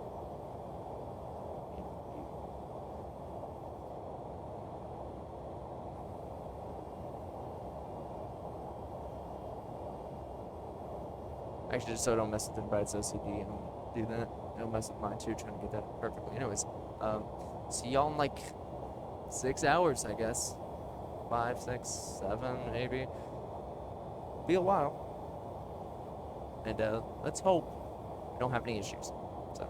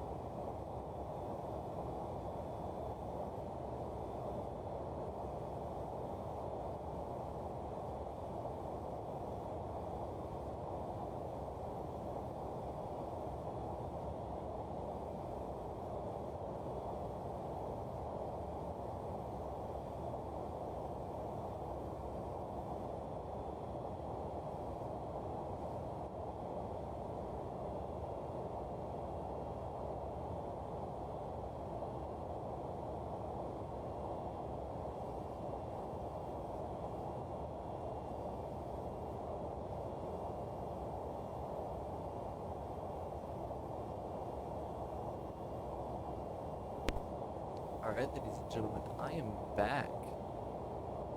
We're still here at cruise, 35,000 feet, on our way to the belly. Take a look. We are over the English Channel right now. We'll be crossing into, in over the Netherlands here shortly. Actually for a short while too, before we cross into the German national border. And Frankfurt is down here, I believe. We're gonna be anywhere near Berlin or Hamburg. Which I think we'll be closer. I think we'll be closer to Paris actually. Maybe. We're still flying. We are still flying. Let's see, we're meant to descend down to 23,000 feet at Lip. If you take a look at the flight plan, it's still a little ways away, specifically. It's 173 miles. Now, on Forza, because that's really the only game I've played in this time that I have been flying, I've been racing and I've been saving up money, and finally I have enough money to buy a freaking Bugatti. So yeah, I got $2,226,123. You know, I was downloading I spent like 20 minutes trying to find the color for it because I found one yesterday. Apparently it refreshed. And I couldn't find it, but then I found it, and then while it was downloading, the game crashed because it's a used copy. So I have to find it again. And I think that's the only thing I put in. Let's just search that real quick.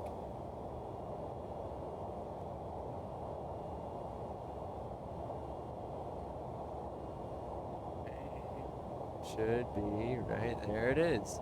Downloading. Let's hope it doesn't crash my freaking Xbox again. Go. Buy a car with credits. Saving content for the love of God before my Xbox dies again.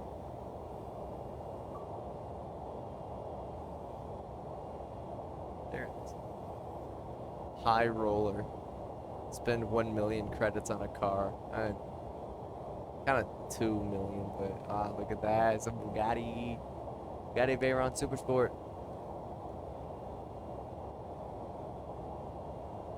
Explode that baby.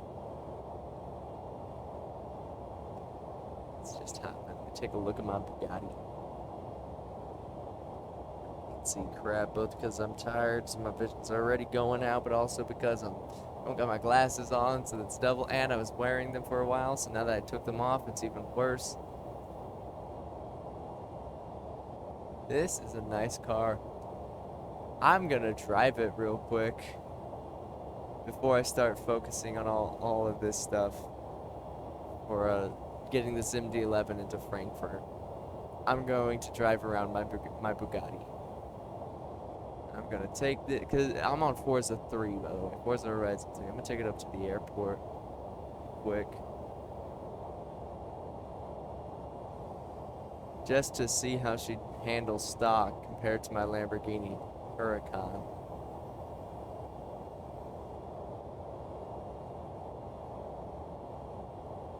That's a guardrail? Oh, I honestly thought that was a picket fence.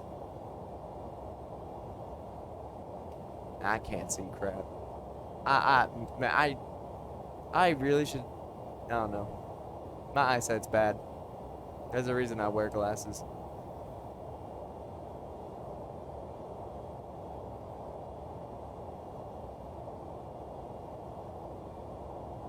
I just slammed into somebody's rear end at 290 kilometers an hour.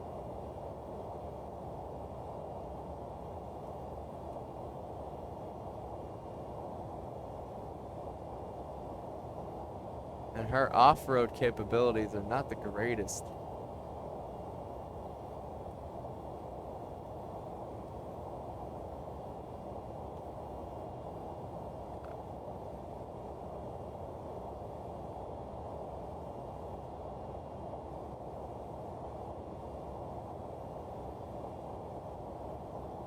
Alright, here I am at the airport. Let me just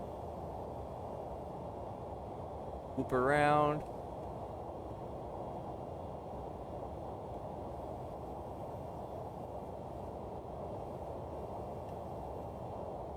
Alright.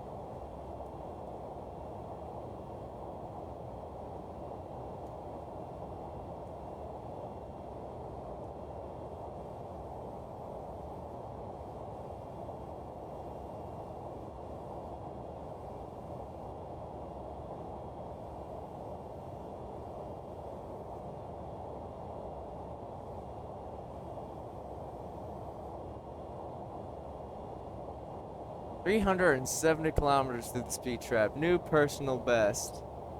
Is that 3 stars? Nope. I need 31 more kilometers to get that. God, Quinn, dude, how? This car's fast, but it still ain't fast enough. Though that's stock. That means this Bugatti stock is better than my Huracan, which is souped up. Anyways, I'm gonna just put that there. And start focusing in on the approach. Let's get into the 300 nautical mile area. I'm really scared to do anything because this is so laggy. I don't know why it's so laggy. Like, I mean, I don't think it's the interior model. Like, if we look at, I don't think it's the plant. If we look at the sky, I'm getting like 50 FPS. If we look down at the ground, I'm getting like 30. And if we look out forward, that drops down to 20. Like, oh, I'm flying over an airport. That's cool. I didn't even know. Like, I'm really scared to do anything at all. That includes, like, opening Google to get my TOD calculations. So, I'm gonna do my phone, actually. I'm gonna use my phone for that. And, why'd I gotta put you on the charger with no case? So that means I have to struggle to get my phone over to a place where I can grab it and it's not gonna fall off my bed and crack because I got a case. Okay, there we go. Oh my god. And because it's no longer dying of heat, I can put my case back on. Yeah, so I was listening to music while playing Forza, and my phone was so hot. Like, it's an iPhone, I think it's an iPhone 11, I think. It's never overheated on me, but oh my god, I couldn't even close out my music app fully. Okay. So I'm actually going to calculate our TOD for just 23,000 feet. So 23,000 feet. So 35,000 minus 23,000 2,000 times 524 divided by 60. 52.4.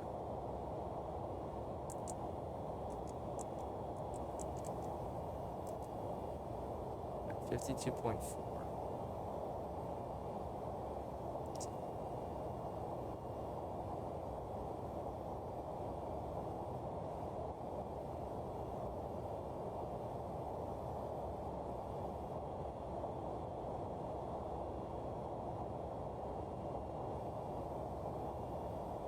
Then just in general TOD,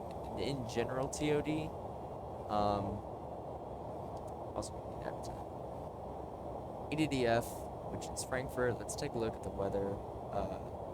190 at 8. KJFK. I don't know what this means. And actually, because we're over Europe, I guess I can go ahead and set you to HP.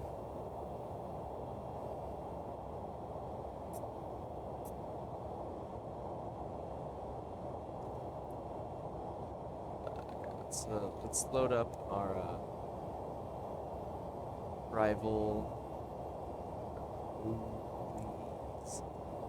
RotateSim 3A, I believe, was our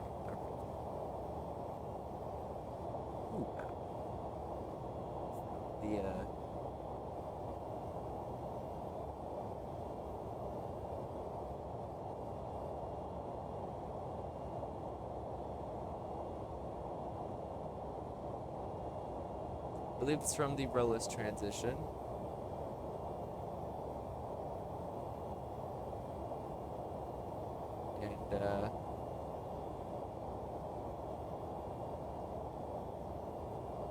If already cleared to a flight level at or below flight level 130, continue by the respective star. Otherwise, enter the holding ROLIS. Descend to flight level 130 and continue. If necessary, deviating from a filed flight plan or previously issued clearance for a rolling. This is a very Hey, Ramstein. We're gonna be close to Ramstein. That's cool. Okay. So, max 230 knots.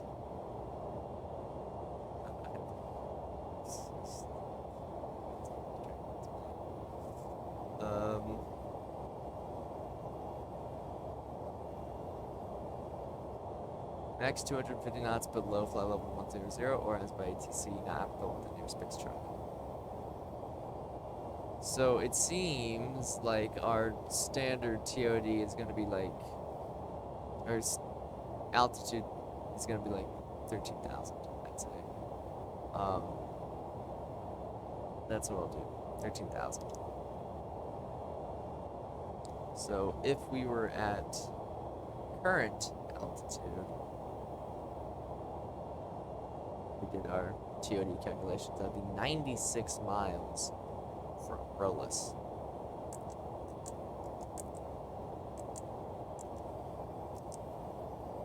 So that's from that, but since we kind of want to go to Lipney first,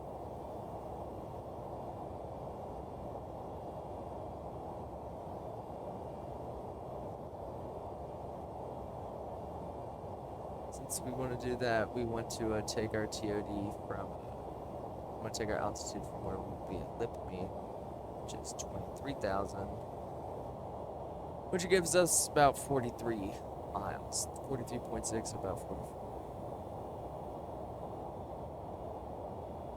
So 40 slash, I think it was 96, 96, no.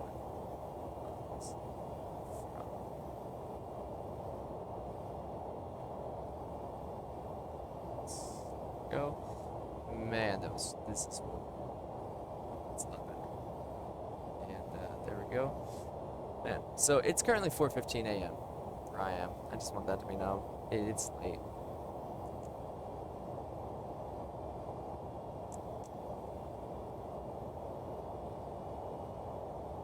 It's gonna come first. Lift me. Alright, I think we'll be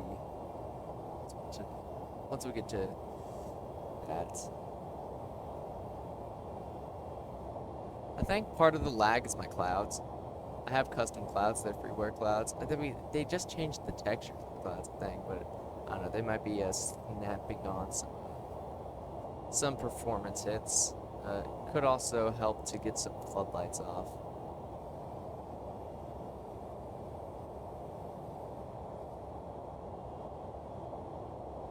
Once we start dropping down, though, we should get a lot better performance. And see what I mean? So we're about to pass Sogpo.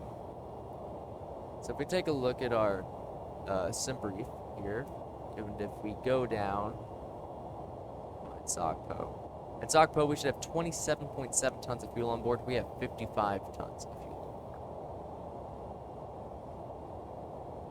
board. I don't know why.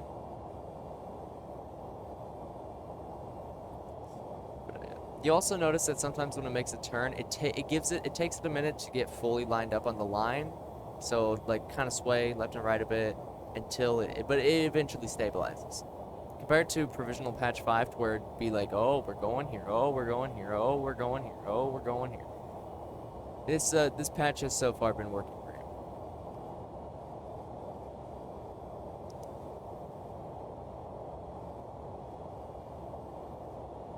And I'm also gonna get the chart lined up. So we were doing an RNAV 25 left, I think. RNAV Yankee 25 left. I think that was our planned. I don't even know. What is our thing? Flight plan, I think.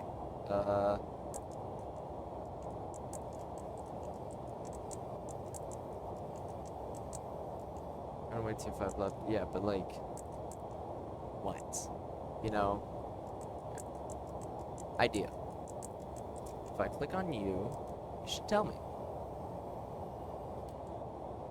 RNAV 25 left Yankee. Yeah. RNAV Yankee 2. Pretty sure RMP stands for it's like RNAV. It also might not be. Also, it's possible that R25 left in R isn't RNAV. But I think it is. I think it is.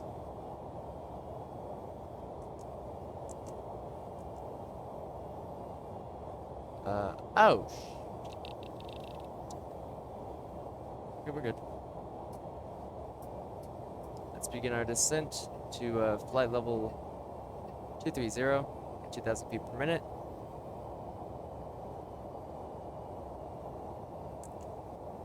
We're going to set our new cruise altitude to flight level 230. Entry out of range. 230.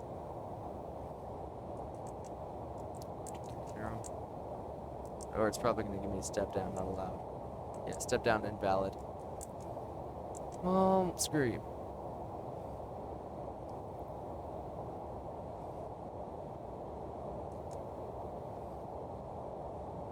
Alright, so there's that. Let's take a look at this. So final approach course is 247. We're going to be coming in. Oh god, I think.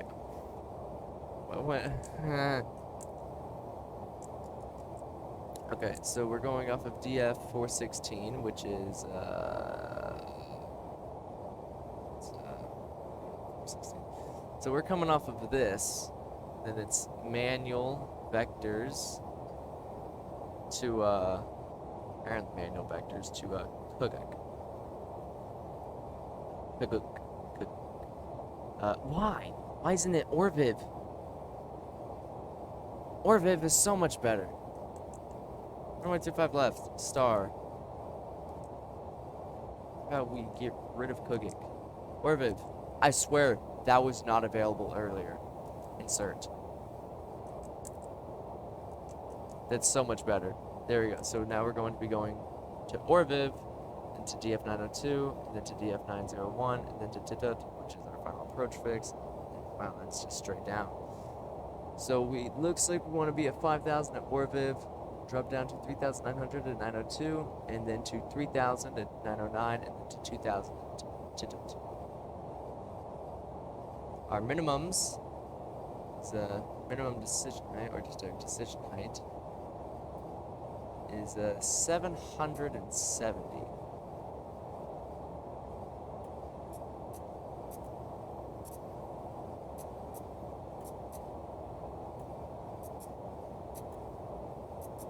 I get it. I get it. Very good. We're gonna set the same over here. I do apologize for the lag. I don't know exactly what's causing it. I don't know if it's the plane or if it's this area. I don't really know what causes the lag. It should clear up as we descend, though. From experience, it usually does. Did I ever set the dial A flap selector to 15? I don't think I did. I did. I even made note that this was part of our after takeoff checklist / climb checklist, and I neglected to do so. Dial A flap is good. Initialize cruise flight level. There we go. 230. All right, and never mind. Let's get to the fixed page.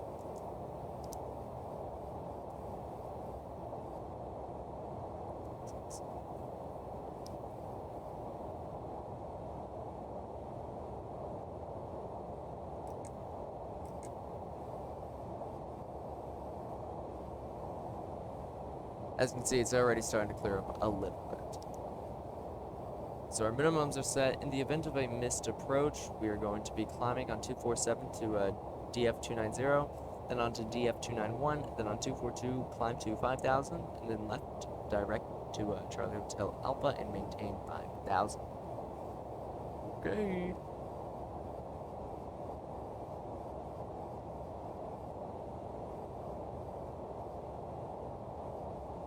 I don't know why you guys have numbers and then everything else doesn't.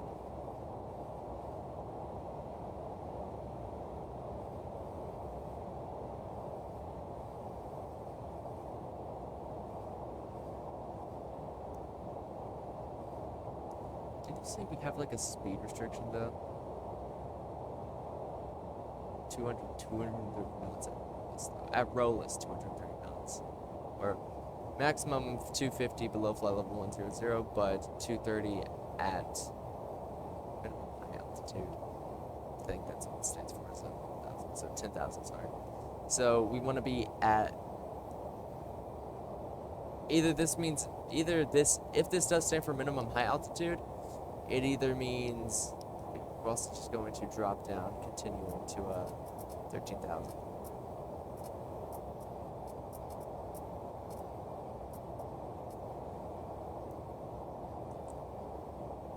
This either means minimum high altitude. If MHA means minimum height altitude or whatever, that either means that we have to be at least at 10,000 feet, like that or above it, or it's maximum high altitude, in which case we have to be, I don't know.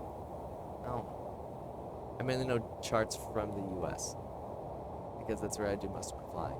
I'm gonna go ahead and pull this out to a 350 knots. And we've taken a look at the airport weather. The FMC is set. If we take a look at the takeoff approach phase, we'll do a flaps 35. Actually, because we have so much fuel, what's the runway length? That's one thing I didn't look at. I just assumed that it would calculate a long enough runway, and that's completely wrong on my part. 13,000 feet. Oh, okay. Auto brake minimum. We'll do a flaps.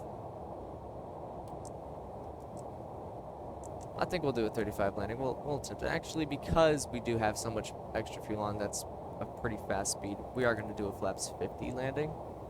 Let's put out the speed brakes a little too. We are very close to overspeeding.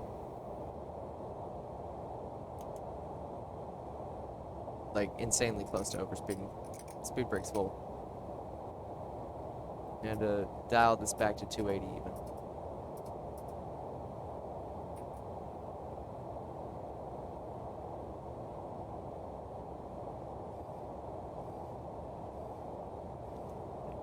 Ringer. Okay, you work. Good. So set you guys back to your midpoints. Because I never set you guys after Togo power.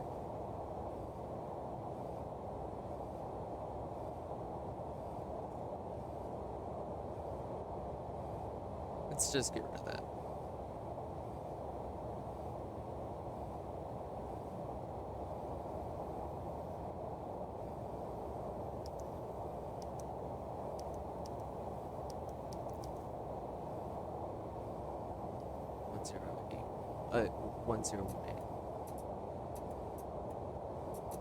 Nice and slow. There we go. 1018.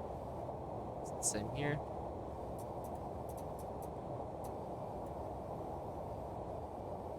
Good. Heading to Rolis. Now I'm gonna increase our descent to a 10,000 just because that way we're good. And speed brakes trapped. And actually, what was it, 250 knots? 230 knots, crap. 230 knots at Rolis. I can't do that. So, in the event that ATC is like, yeah, you're a heavy aircraft, you don't, yeah, we'll do 240. Because obviously, like, I don't think they want us to put our slats out at that point, because that's still a good distance from the runway. That's a good distance even from the final approach fix. Like, here's where we'd be. Here's the runway. We'd be going all the way out over here. And all the way back. So I don't think they want that. That wouldn't make sense. In my mind. In my mind, it wouldn't make sense.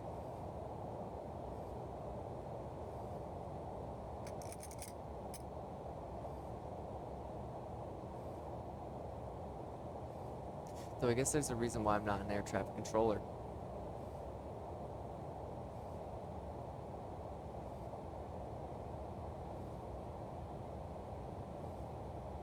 Take a look at the external model of the aircraft. Looks beautiful. It's so sad that Lufthansa Cargo retired their MD-11s.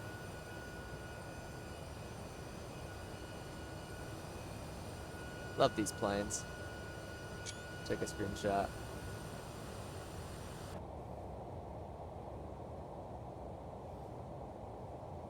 I do plan on doing a lot more MD-11 flights.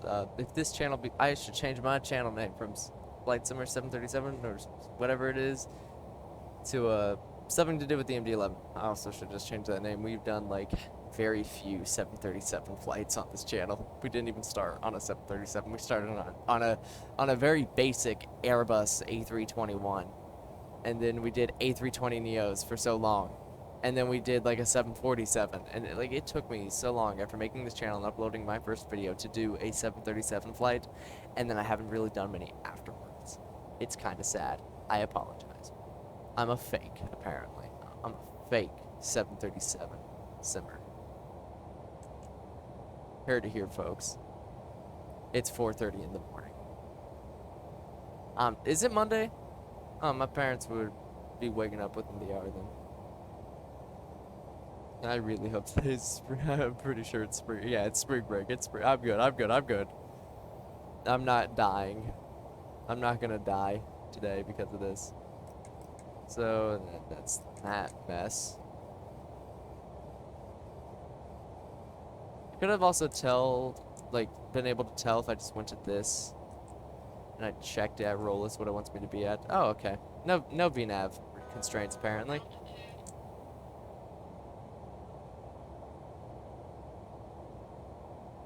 Although, yeah, this does make sense, because if we look, it says, before reaching Rollis, if already cleared to a flight level at or below flight level 130, continue via the respective star. So we have to be at least below 13,000 feet to continue. So 10,000 works, and 230 knots, yeah. And I guess I can do 230 now. I guess it's just my angle of attack making that impossible. Though I guess for safety margin, keep 240.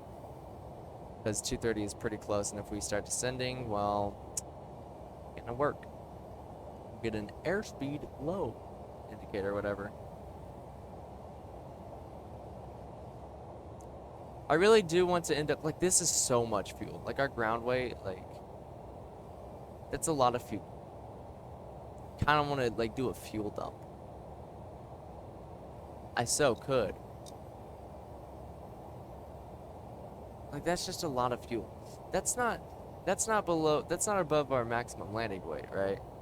You don't even tell me. And I don't know our maximum landing weight. So that's a problem.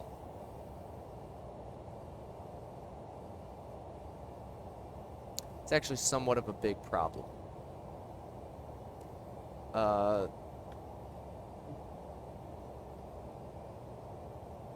MD-11 max landing weight.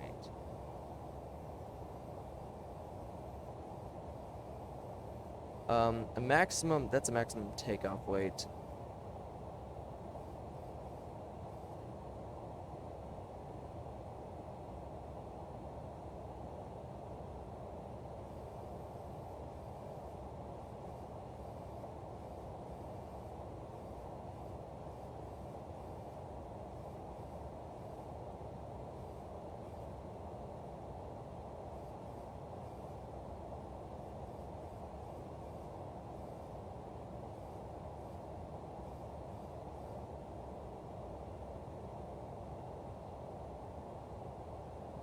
None of this is the max landing weight.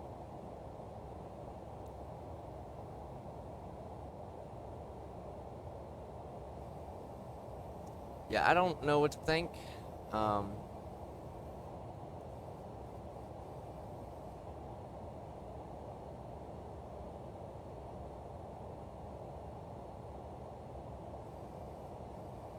Just want me to descend to 5,000? Oh no. Are we above our maximum landing weight? If so, that's a problem. Like a serious problem.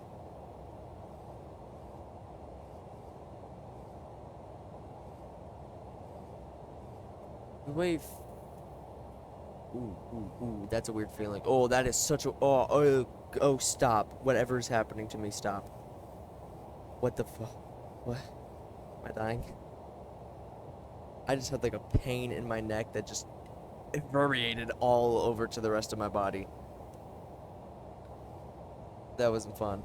195,000 kilograms?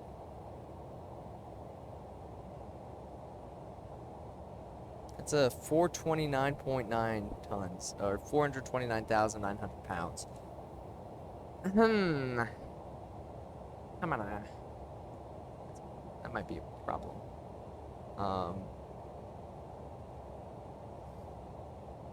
We really do need to lose some fuel. I think I do need to hit a fuel dump actually, because we are overweight. If that's correct. If that's correct, we're overweight. I at least want to try and get this down to like 30,000 ppm. Yeah. Fuel dump.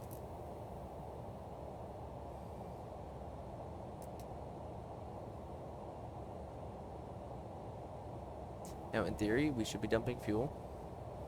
Actually, oh, there it goes. Just a little delayed. Fuel dump is on. Wonder, is that simulated on the outside? Like, can you see the fuel draining? Actually, I don't think you can do that. No. Yeah, you can't see it. So we just want to dump our fuel until we get a at least below 40,000. I would say would be nice. From experience, I don't think that MLW is correct because I've landed higher with a. I think I've actually landed with this amount of fuel on, and it's been fine. Like this ground weight too. Like we have fewer payload. Like we have a lower payload than what I've done on more flights. Like most of my flights that I've done the MD-11 and all my flights after the patch, they've been like here. That's not really fair because this is only my second flight with the patch. But like they've all been around this area, pretty high. So we should be good. Also, wow, this fuel dump is quick. You know, I flew the 747. I did a fuel dump. I simulated an engine 3 fire on a 747, and I actually made a return to Honolulu, actually. And you know, we were overweight. We were full of fuel to go to Ontario. I triggered the fuel dump, and I don't know, actually, it didn't work. It said it was gonna. We were trying to get us down from like 100,000 to 40,000 pounds of fuel, and it said it would take like 15 minutes, and then 15 minutes passed, and we only lost 10,000 pounds, and it kicked off. Like, it was just weird. This is going pretty fast. Once we get below 40,000, we'll kick off the fuel dump. Now, in real life, I don't think you'd really do this. Is our ground weight not changing at all? It's not.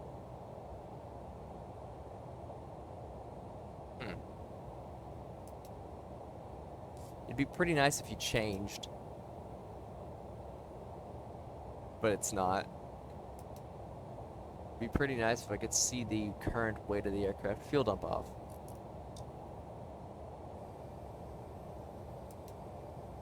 Status. Missed. Config. Speed. Stabilizer motion.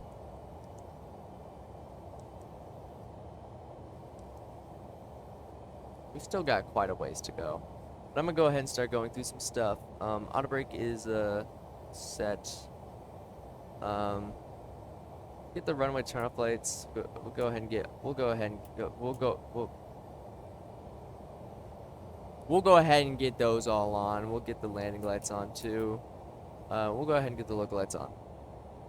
And seatbelt signs can go on. I don't know why I care about them. This is a freighter aircraft. I do that on all freighter aircraft. The 727-200 from FlyJSim, the Just Flight DC-10, the INI A300. Whenever I'm doing a cargo flight in them, I always turn on the seatbelt signs. And like the past, I always worry about them. Like I put that no smoking sign in auto. I put the seatbelt signs on. We pass 10,000. I take it off or I put it into auto. I don't know why I do it. It's a cargo aircraft.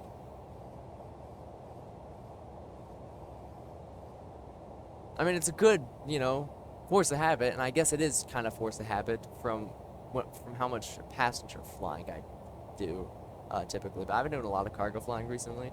I'm also thinking about joining up a virtual airline. That's part of the reason why I want to start doing VATSIM. I want to join a virtual airline because there's quite a few, and I'm really interested in joining one. But a lot of them require it to be done online on VATSIM. So, but how about let's not worry about that. Let's focus. Let's give our main focus onto getting this McDonnell Douglas MD-11 onto the ground.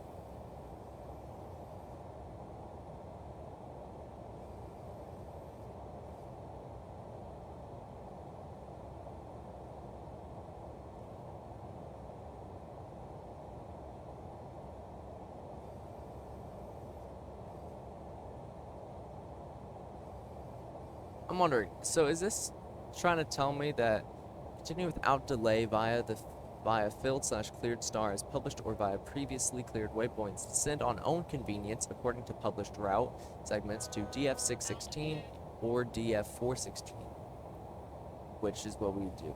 Turn if already beyond, turn immediately to DF626 runway 2 and follow an adequate instrument approach. So yeah, we're going to 416, sorry. Wait, 414 and 416. 416. So we're continuing to the very end here, and then turning to, what does it say?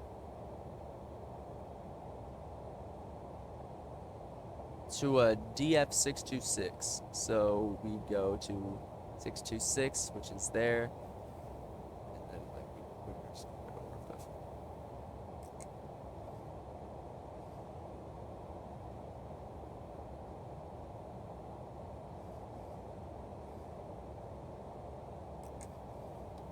Interesting. Oh wow, they freaked out on me there.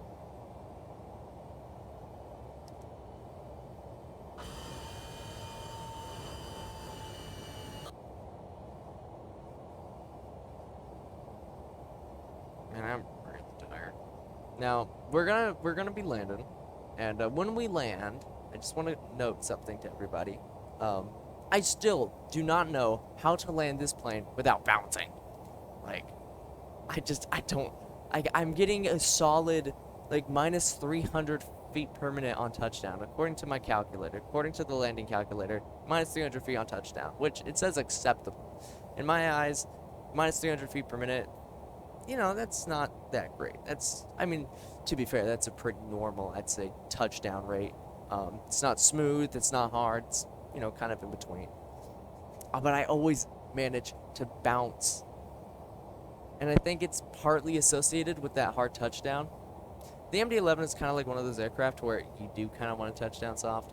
That way, you don't, because you're coming in with a lot of airspeed, got a lot of lift. If you touch down hard, you're gonna bounce. You have a lot of momentum. But if you touch down a bit softer, that gear isn't gonna shock you back up. It's just kind of bleed off.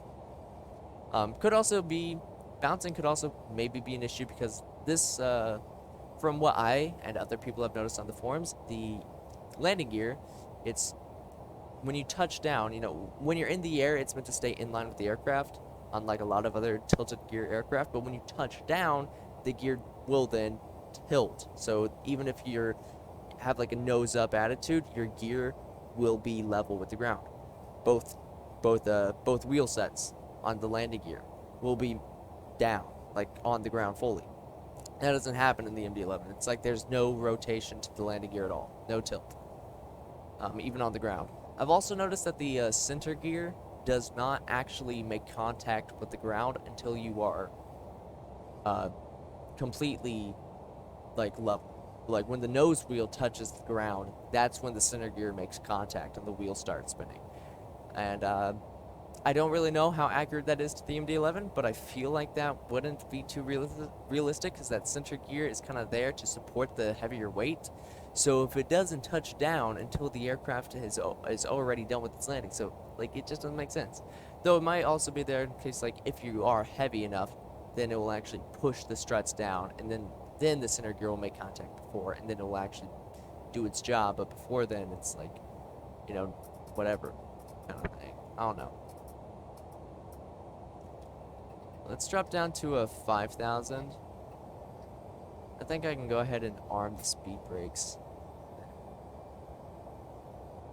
I think we're good for the speed brakes to be armed. I don't think I'm gonna need them.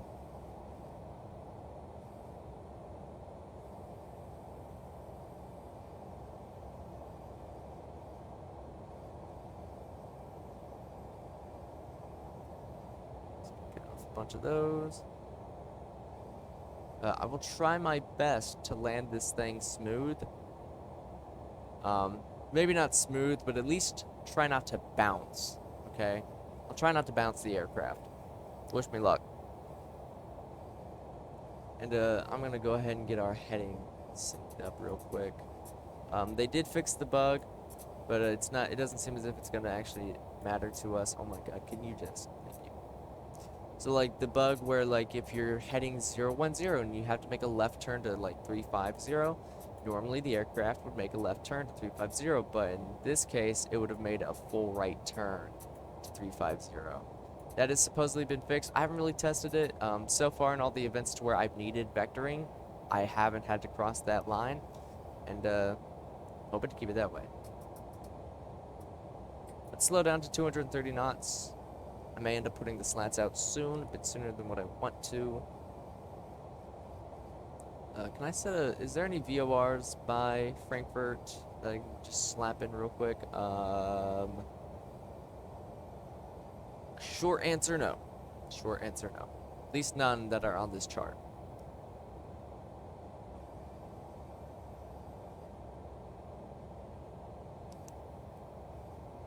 Get out of here, Cloud.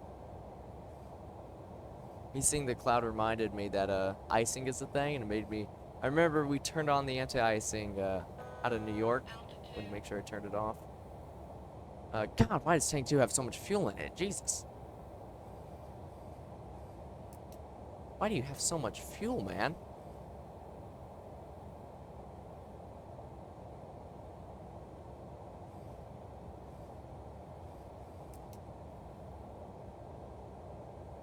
Alright.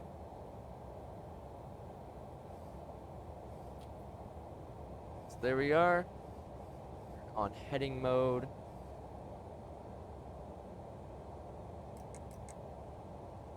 And we're going to turn ourselves left 050. That seems counterintuitive to where we want to go, but trust me, trust me.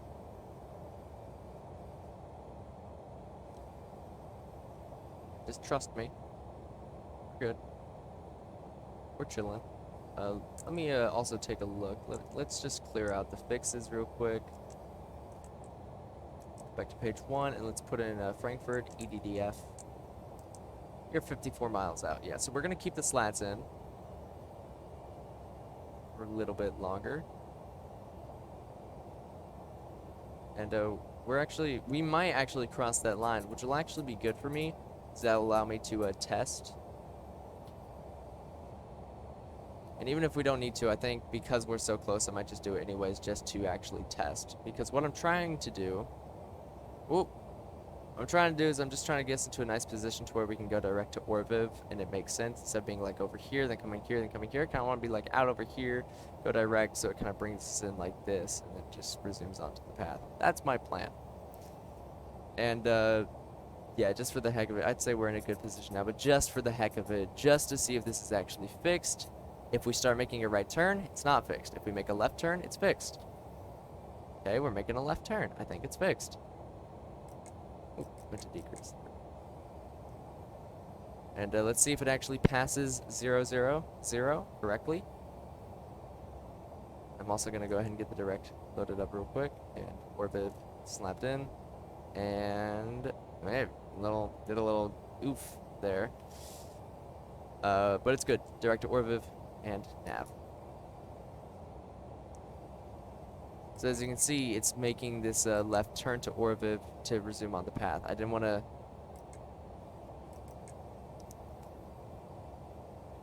I didn't want to be coming in from like over here and coming in like this and then like a very sharp turn. I wanted to be like coming in like this or something like this.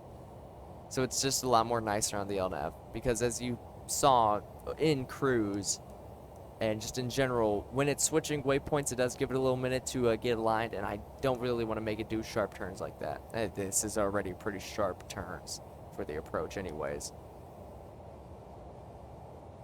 I didn't want to push the LNAV through any stresses, really. I want to put the LNAV through as little stresses as possible because they're still working on it. It's not perfect, and I don't want to have any issues. I want to minimize the amount of LNAV issues that we could possibly have. So far, actually, as you can tell throughout the flight, it's been pretty good.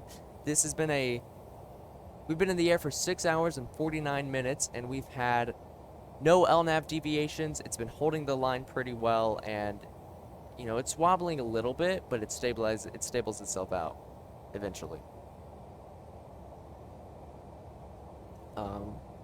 Like, so far, it's been pretty good.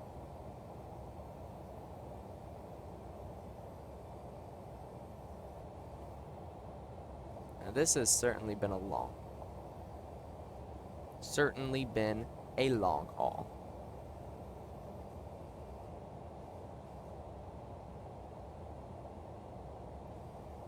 And I don't have a drink. Actually, there's... Yep. 20 miles from Orviv. Yeah. I'm thirsty. I need water.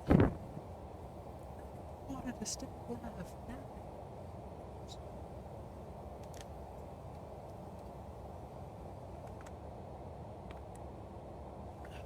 Aqua. H2O. Life-giving liquid.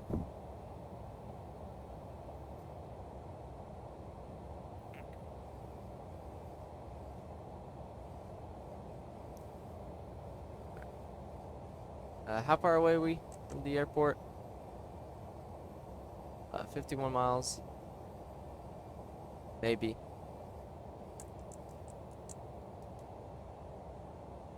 Yeah, 50 track miles from the seams of it.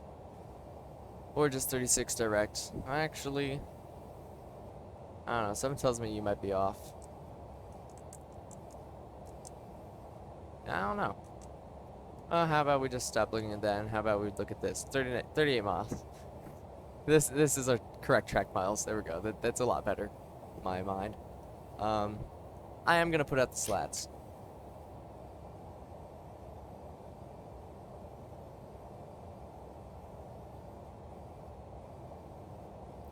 Yeah, FPS is definitely a lot more stable, which is nicer. Nice. See, that's a lot better. Slight left bank into that, and then some right banks to the final approach fix. Lot better, lot better, lot better. We want to be at 5,000 at Orviv, and then 3,900 at GF902, and then 3,000 at GF90, and then 2,000 at Shutdown. And then we'll be on the RNAV descent. RNAV vertical profile. And I still don't really know how you do an RNAV in this, but I'm pretty sure it is super easy. You just get down, lined up at your altitude, with LNAV engaged, and you just hit profile. And I think that's it. I don't think you have to do anything special like on the A300, and I would tell you how to do it on the 737, but if I know I said last video that I know how to do an RNAV in the 737. I forgot. I don't know how to do RNAV in it anymore. I completely forgot. I didn't test it. That's how I usually get it into my mind. I do it, and that just kind of burns in a little bit of muscle memory. Yeah, I didn't do that. So I don't know how to do an RNAV in the 737 anymore. I apologize. I'll watch a video again, and I'll actually test it. I can't remember.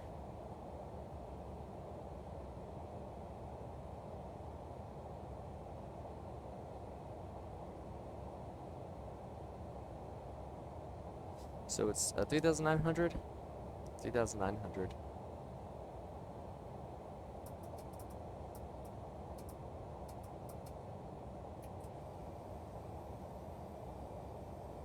Start slowing us down a bit more. Flaps 15.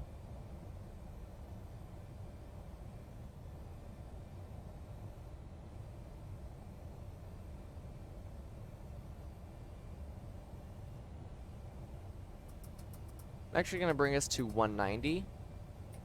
That way I can get out flaps 28 because that's our maneuvering flaps, from what I've heard. And at 200, we'll punch out flaps 28.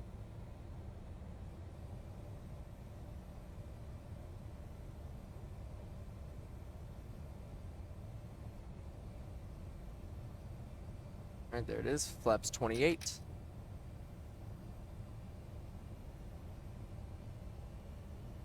And this is where we're going to hold, 190.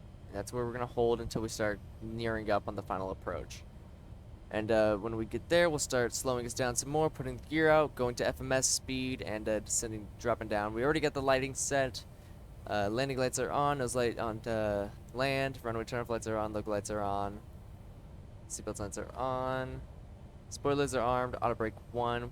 It's about a 13,000 foot runway. Let me take a look, see if we got any weather changes. 1908. Gonna be a little interesting with that. It's not gonna be a strong crosswind, but it will be a little bit. Crosswind. Actually, this is rating 225 at 12. So I think the METAR might be out of date. Kind of. Might be outdated. Just a little bit. So we actually might be having closer to a 12 knot headwind almost. Almost a 12 knot headwind. Slight quarter wind. Let's get 3,900 on the dial. And once we start making that turn, we'll swap it. We'll start descending to 3,900 feet.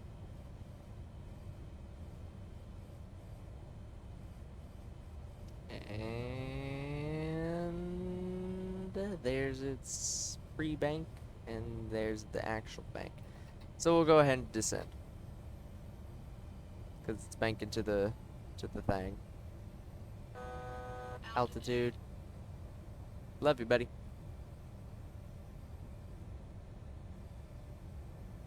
I think the LNAV is definitely a lot better at holding the line at slow speeds, which makes sense because it has less room to overshoot, but I think it's also just in general a lot better at holding the line at slower speeds, just in general. Like, I don't really know why, but I just think it is. I think it does. I think it works better that way. There might be an actual reason for it that I don't know because I'm not a programmer, but I don't mean like an actual aviation related reason, like I mean an actual technological reason.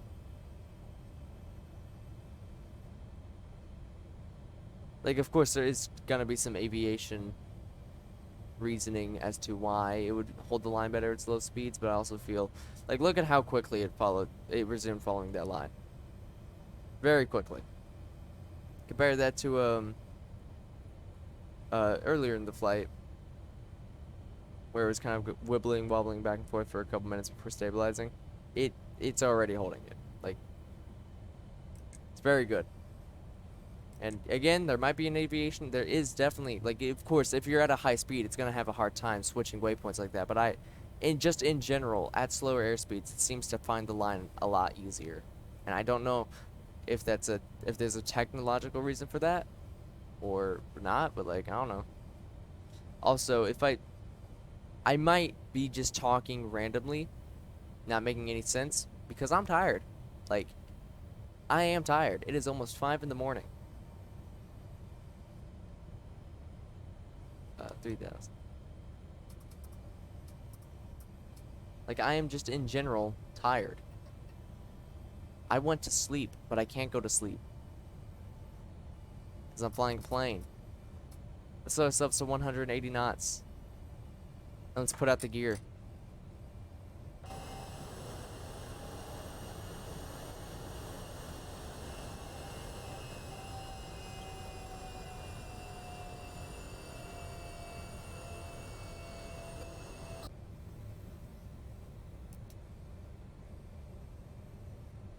Gear down unlocked. 4 greens.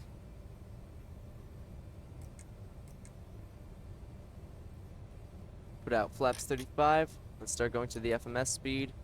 That'll hold the fuel. Oh, wow. Just wow. Is all I could say. Wow. Did that say our flap limit is 100? That's 2,500. okay. you should slow it down.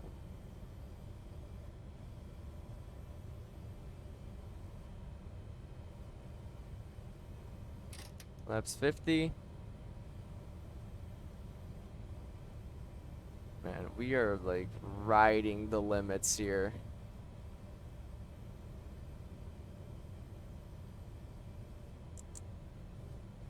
Really riding the limits. 2,000 for two tuts, and we'll go ahead and drop down.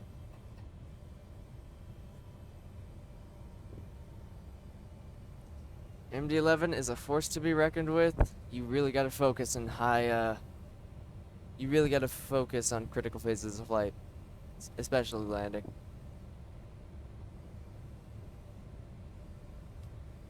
I think we're good. I think we've got it.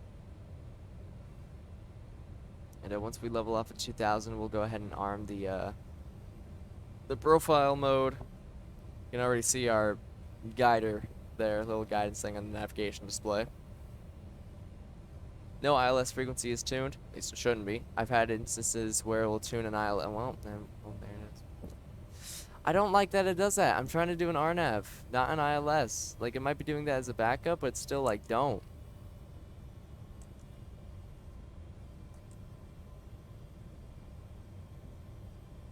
But we'll go ahead and arm profile. So we're in FMS speed, we're in LNAV, profile is engaged, so it should descend on its own. What I am going to do is, just so I'm already ahead of it, I'm going to disengage the auto throttle system and take over manual thrust. And I'll let the I'll let the autopilot take us down a little bit, and I'll disconnect about 1,000 feet. It'll get us started, and then I'll finish it.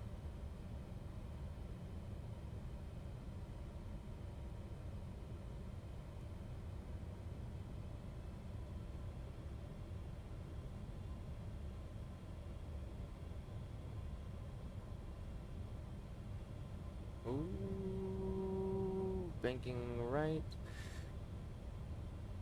banking left.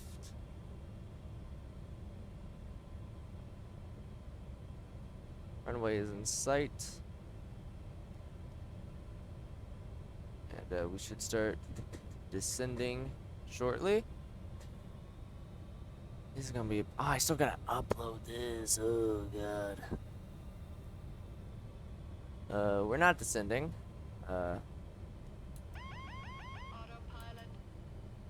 Now I also have to do the liberty of finding out which one of these is the runway. One on the left. Okay. Got it.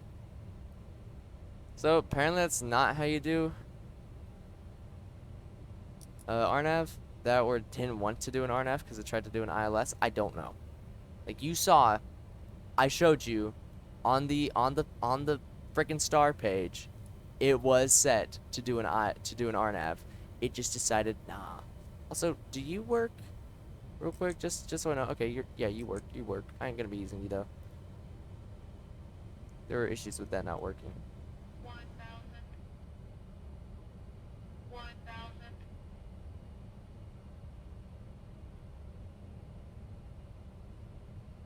I might get a terrain alarm or a sink rate alarm, just because I'm trying to descend, trying to get on the back on the glide slope. I assure you, we are 500. fine. 500. This is still somewhat stabilized. 400. Minimum. 300. Terrain. Yep, there it is. Sink rate. Sink. Yep, there it is. Sink There rate. it is. Hardcore. Sink rate. Sink. 100. 50. 40. 30. 20. 10.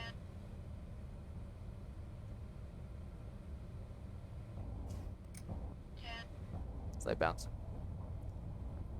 Full reverse. Thrust reverse is engaged. Spoilers deployed in the decel.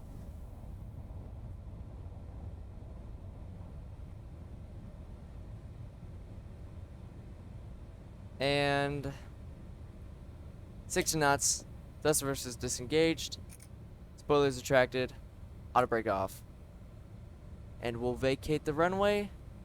High speed. Right.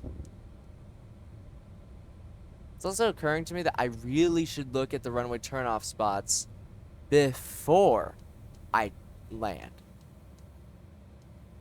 But we're good. We made it. We made it. Here we are on the ground at Frankfurt International Airport after 7 hours in the air. 7 hours in the air in the McDonnell Douglas MD-11. I think that was actually a pretty good flight because that kind of proves to people that, you know, the aircraft is good in its current status. Like, if you want to get the MD-11 and you want to be able to do long hauls in it, like, there are a couple of issues with it, like I mentioned earlier. Crossing, like, flying westward when you cross the time change, not like the day change, kind of, from, like, you know, the 3rd to the 4th, like I said. There are issues with that, like flying from Oakland to Seoul. There are going to be issues with that. They are working on them currently, but if you you know, it's still good. It can, if you're just looking to do flights with it, like across the Atlantic even, you can perfectly in the MD-11. It's good for that now. As you saw with this, flying from New York to Frankfurt, 0 LNAV issues, 0 issues with the climb. It didn't capture the RNAV, but I also don't know if that was something I did. Because I feel like I've done RNAVs before in this tour. That's exactly what I did. I was in FMS speed with nav mode engaged, and I clicked profile, and it worked. I don't know. I might have to click approach. But this is also usually only for, I don't know. I should look at the manuals. That'll answer my problems. But yeah, so we're here on the ground. We're going to go through our after landing checklists, and we're going to taxi to the gate, or to the ramp, and we're going to shut down. And we'll just see what happens from there. So, transponder, standby, flaps and spoilers, retracted, auto brake is off, landing lights off, nose light to taxi, runway turnoff lights off, Hyant lights off, APU power, and APU air. And we're gonna get the weather radar off there. So click off you, and we'll get traffic and data off too. There we go. Let's close out of those. And crap, airport. Oh God. Airport. This might not be what I think it is. Okay, it's exactly what I thought it was. I don't really know where the cargo ramp is. I'm just gonna admit that. I saw a FedEx over here though. Though I'd like if I could park next to some other Lufthansa cargo jets. Hey, we got an A340 though. So yeah, we got a FedEx 777 there. Got a Lufthansa 747. We've got a Korean Air 737s. Oh, well, there's some whole bunch of cargo planes. Am I like the only MD-11 in this entire airport? Nope. FedEx got an MD-11 over there. Are there any other ones though? There might only be 2 in this entire airport. There might only be 2 MD-11s. I would like to taxi up and park next to some other Lufthansa cargo jets, but I don't know if I'm gonna be able to find any. It's not looking like it. So, should have taxied to my left is what that told me. I don't know why this dude's all alone over there when he has all of his brothers over there. Well, he's got a brother over there. Most of his brothers are over here. But, I guess we can be snuggling up next to this 757 looking dude. Yeah, that's what we'll snuggle up against. Parking brake released. So, yeah.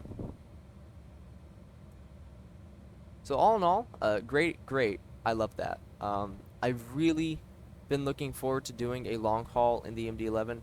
I just wish it was at a better time though. It's 5:08 a.m. When did we start this? Like 8:30, 9? I've been recording for like what, 8 hours? Yeah, 8 hours. 7 of which was in the air, 1 of which was on the ground. Just setting up the aircraft. I mean, like, I'm glad. Like, it's always interesting to do a long haul flight. It's always interesting to do a long flight like that. It's definitely not a very common occurrence for me, I will say. So it's always nice to break it up a little. And you know, I fly in the US a lot in sims, mainly because, you know, I live in the US, so it's just a lot closer to home to me. And that it does kind of get a little bit more uniform occasionally, you know, flying to a very similar locations over and over. Like, I try and splice it up with different aircraft, different routes and all that. And you know, it's you know, it's fun. Don't get me wrong, it's fun, but it's just, you know, getting that chance to really change it up. Oh, we're gonna be backtracking the runway a little bit. That's not what I wanted.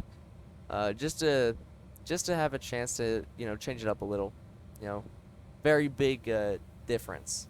Very big difference in scenery. You know, flying from the east coast of the United States to Central Europe almost. It's nice. And this, like I said, this marks my first flight directly from the US to Germany. So that's pretty cool. And if it was in a MD-11 and it was Lufthansa Cargo. So that's all 3 things are very nice. That are very nicely done. I also noticed when I was planning this flight, Lufthansa Cargo flies out of JFK. They also fly to Atlanta, which I thought was a little weird because it's, you know, that's not something you would typically see from a foreign flag carrier. You wouldn't typically see them flying domestic routes in another nation like that, especially cargo.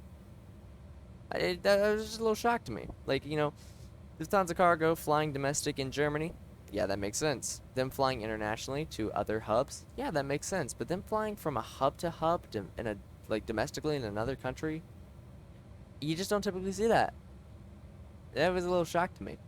Because I didn't expect that. Because, you know, in my mind, what it would be is, like, them flying cargo from, like, you know, Frankfurt to New York. And then, like, FedEx or UPS or some American carrier flying it domestically. Like, that made a lot more sense in my mind. But, hey, no.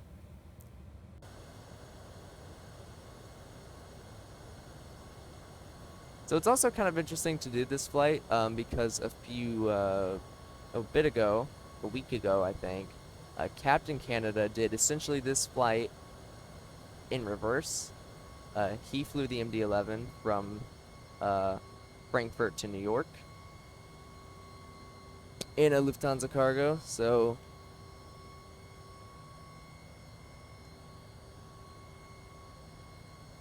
it's pretty cool. Parking brake is set. Parking checklist. Just talk about that. Taxi light off. Set. Engine 1 and 3 fuel controls off. APU air elec on. Engine 2 fuel control off.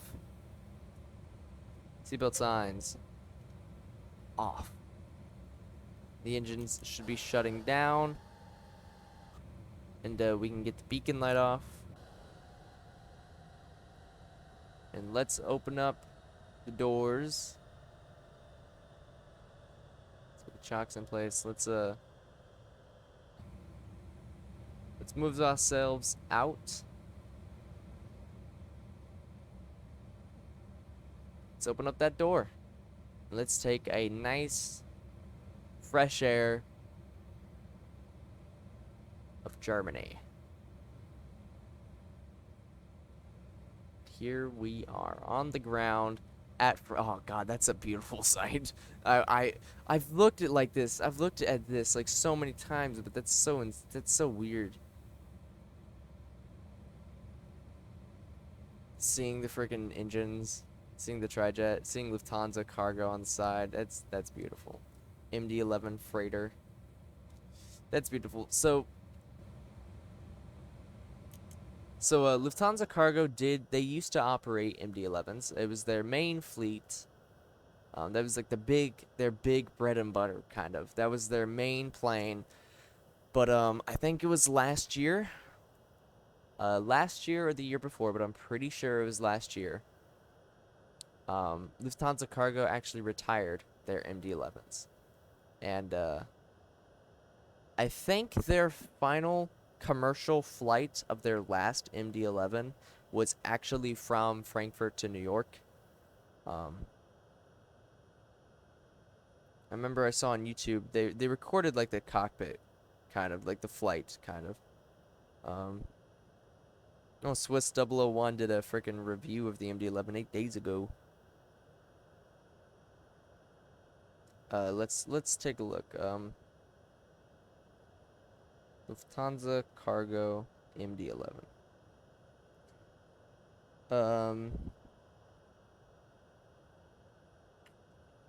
Yeah, it was October 15th, 2021. And I do believe it was from Frankfurt to New York.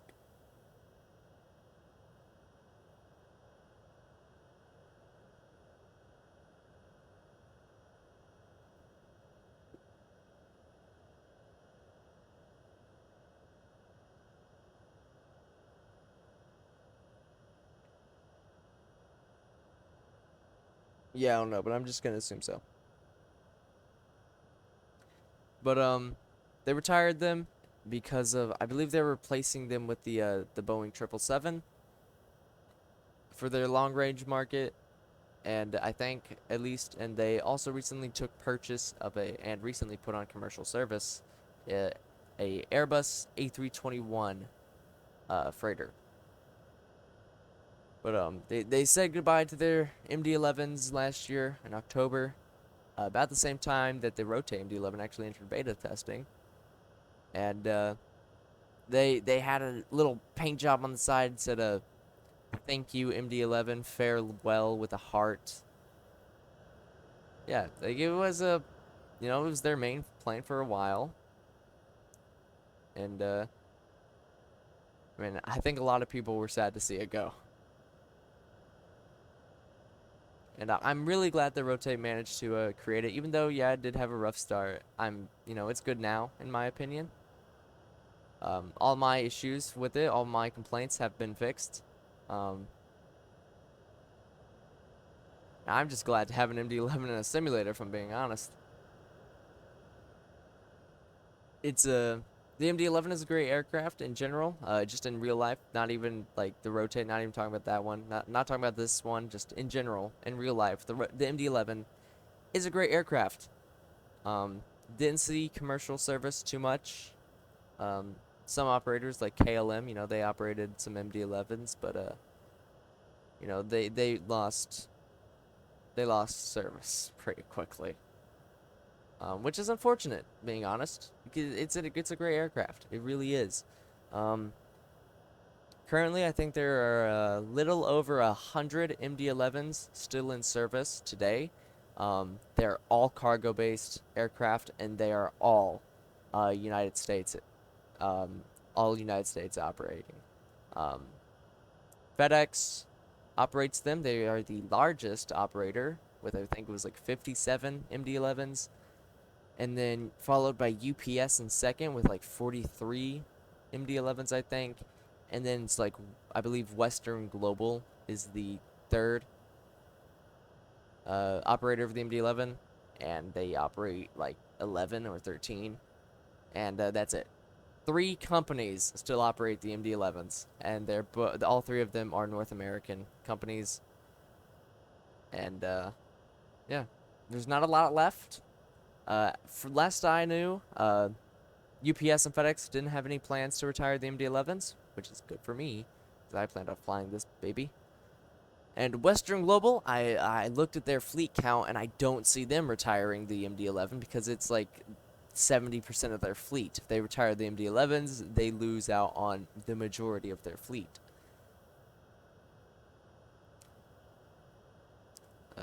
UPS and FedEx actually took some of Lufthansa Cargo's MD-11s when they retired them. They bought some of them. Unfortunately, the last MD-11 in Lufthansa Cargo, it did not get bought by any company. I'm pretty sure it was sent to a boneyard, or it got scrapped, or both. But it's unfortunate, unfortunate. But it's here. If you're asking for my full opinion, like in review of the MD-11 from Rotate, personally, I don't think I'm actually gonna say. My thoughts on it are very biased. Like when I did my flight and I said, yeah, I get it if you really like the MD-11. In the moment, like yeah, okay, that made sense to me because it was biased. It was fully biased because I do love the MD-11. And I was very optimistic about the Rotate MD-11, and I was watching Captain Canada, and he was giving his thoughts on it, and he said that he wouldn't recommend a plane that had a lot of bugs, and I kind of thought of that, and I was like, yeah, that makes sense. So I'm not gonna really give my opinion on the MD-11, or a review of it, and saying whether or not I think you should get it, but I will say, in my opinion, it is as of now a pretty good aircraft. And, there are still some issues they're working on. And, if you want to buy the MD-11 from Rotate, it's $84 US. I will not say whether or not I think you should get it. I think this video speaks for itself. Just from watching this, I think you can make a decision on whether or not to buy it. I mean, if you look at pretty much any other video I've done of any plane, you'll notice that anything that you might think is an issue is also probably just my fault. Because if you look at other videos, you'll no doubt see some similarities. Like how when we tried to do this RNAV approach, it didn't work right. Go and look at like our 737 flight that we did. Did I even upload that? Did I even upload that video? I don't even know. I think I did. But if you look at that 737 video where we did an RNAV approach, or attempted to do an RNAV approach, I did what I thought I was supposed to do, and it didn't work because it's not what you were supposed to do. That could have easily have happened here. I have no idea. So don't take any of thing like that as like, oh, the aircraft has bugs. Like, don't take it as a bug. Take that as, maybe a bug, but more than likely just pilot error. Because in all honesty, that's probably what it was. But, in terms of, like, all the issues that people were complaining about, like LNAV, that, if you look at this, 7 hours, I never had to intervene at all. So, I think that speaks for itself as to the status of the LNAV. I don't use VNAV. They're still working on VNAV, so if you are thinking, oh, did VNAV get fixed? No, it has not been fixed. Oddly enough, there's a lot of people on the forum saying VNAV still isn't fixed. I thought it was supposed to be, and I think to myself, is like, they never said that. Matter of fact, they said the opposite. I don't really know why people are still saying VNAV is still broken, what'd you guys do? Because they never fixed it, and they never said they fixed it. Matter of fact, they said that it was still broken and they were working on it. I don't know where people got that it was ever fixed at any point in time, because it wasn't. I don't know. But a lot of the issues that people were having that made the aircraft, just not nice to fly has been fixed. So yeah, if you want to get it, look at actual reviews of the aircraft, look at the forums, look at recent videos though, anything after April 3rd, I would say look at that, because anything before that has a lot of the major bugs, but as you can see, this is with the 1.01 patch, and I don't really know if anybody having a video out on it, so I might be the first. I don't really know, but it's a good aircraft in my opinion. You can watch this video with the recent patch, and you can kind of make an informed decision of that whether or not you would like to get it, because like as you can see, we just did a gate-to-gate 7-hour flight across the North Atlantic with 0 issues. The RNAV thing could have been an issue, like I said, probably pilot error though. And because like same thing on the 737, I thought to myself, well, RNAV is LNAV and LNAV and VNAV put together. So if I just hit LNAV for lateral navigation and vertical VNAV for vertical navigation, it should bring me down to the runway and do an RNAV, and it didn't. That's not what happened. So Easily could have been the same thing here. I will look at the manuals. I'll find out. And, yeah. For now, though, let's just do our final checklists and get the aircraft powered down so I can go to sleep. In case you couldn't tell, my voice is very drained. I'm rambling a little. That's what happens when I'm tired. Meaning we need to get this plane shut down, or I'm not gonna be here. This video ain't gonna end. IRS off. Let's get the external lights off, navigation and logo lights off. Let's get the no smoking signs off. Let's get the emergency lights off. Let's get the anti-ice systems all off. Let's get the cargo temp off. There we go. Let's get the let's see, y'all off, y'all off, y'all off. Let's get the emergency power off. IRS is off. All you guys are off. And I think we can go ahead and APU air off and APU off, and then we can just switch the battery off. There we go. And that is a flight in the MD-11 fully done. 7 hours. I've been recording for like 8.5 hours. Jesus. We're gonna real quickly close the doors, get rid of the stairs, even take out the chocks. And when that door closes, we'll take a look at the replay and see how we did. I'm also real quickly gonna take a screenshot of it on the ground. I'll be posting these on Reddit.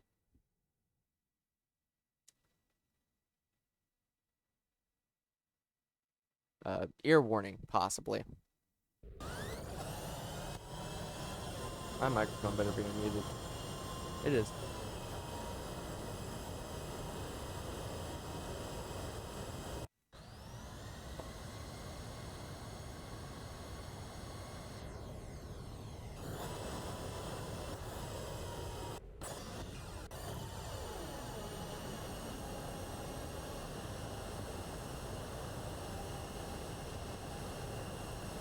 I hope this isn't too loud. See that shadow moving across the ground.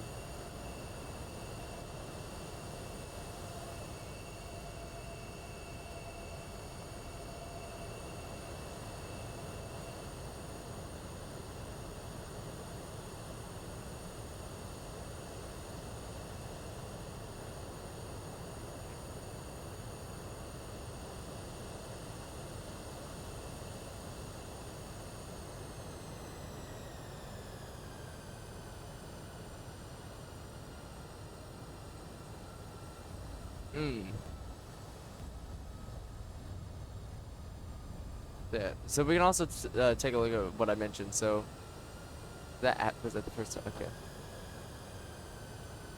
So what should happen, as you can see, the gear is it's good right now, but when we touch down, it's meant to kind of rotate and maintain. Like both these wheels should be on the ground. As you can see, that won't happen, and the center gear also is not going to touch the ground. So yeah, you can see the gear does not tilt at all. It keeps it in. And as you are seeing, the center gear is not touching the ground at all. And now as the nose wheel starts falling forward, and holy crap, is it not going to touch the ground?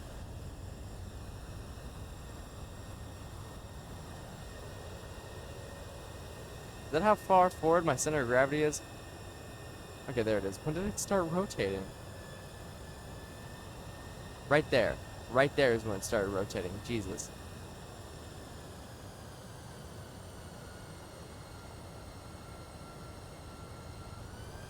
So the spoilers don't, the spoilers do not deploy on the replay mode. I can fix this.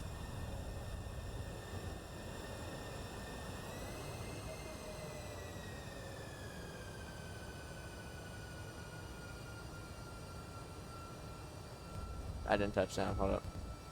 I'm trying to get it correctly.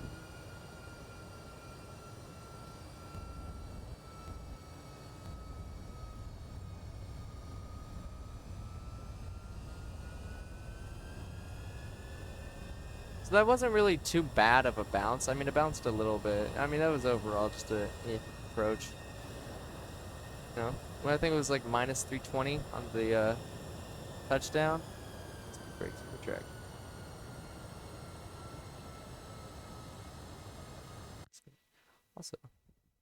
Also notice that after the replay mode, I don't know why, but like everything works. Hydraulics work, speed brakes, I can move them up. I think I can put up the flaps. Yeah, I can move the flaps too. I'm going to. Can we just take a minute to just take a look? I think we did this in our last flight in the MD-11, but it was also kind of dark. We're just gonna take a look at the everything. Some of this stuff you might think is more detailed, should be more detailed. I honestly don't know. I don't know what to tell you. But it looks fine in my opinion. The flaps, they all look good. You know, the engines, they look fantastic. They even got these little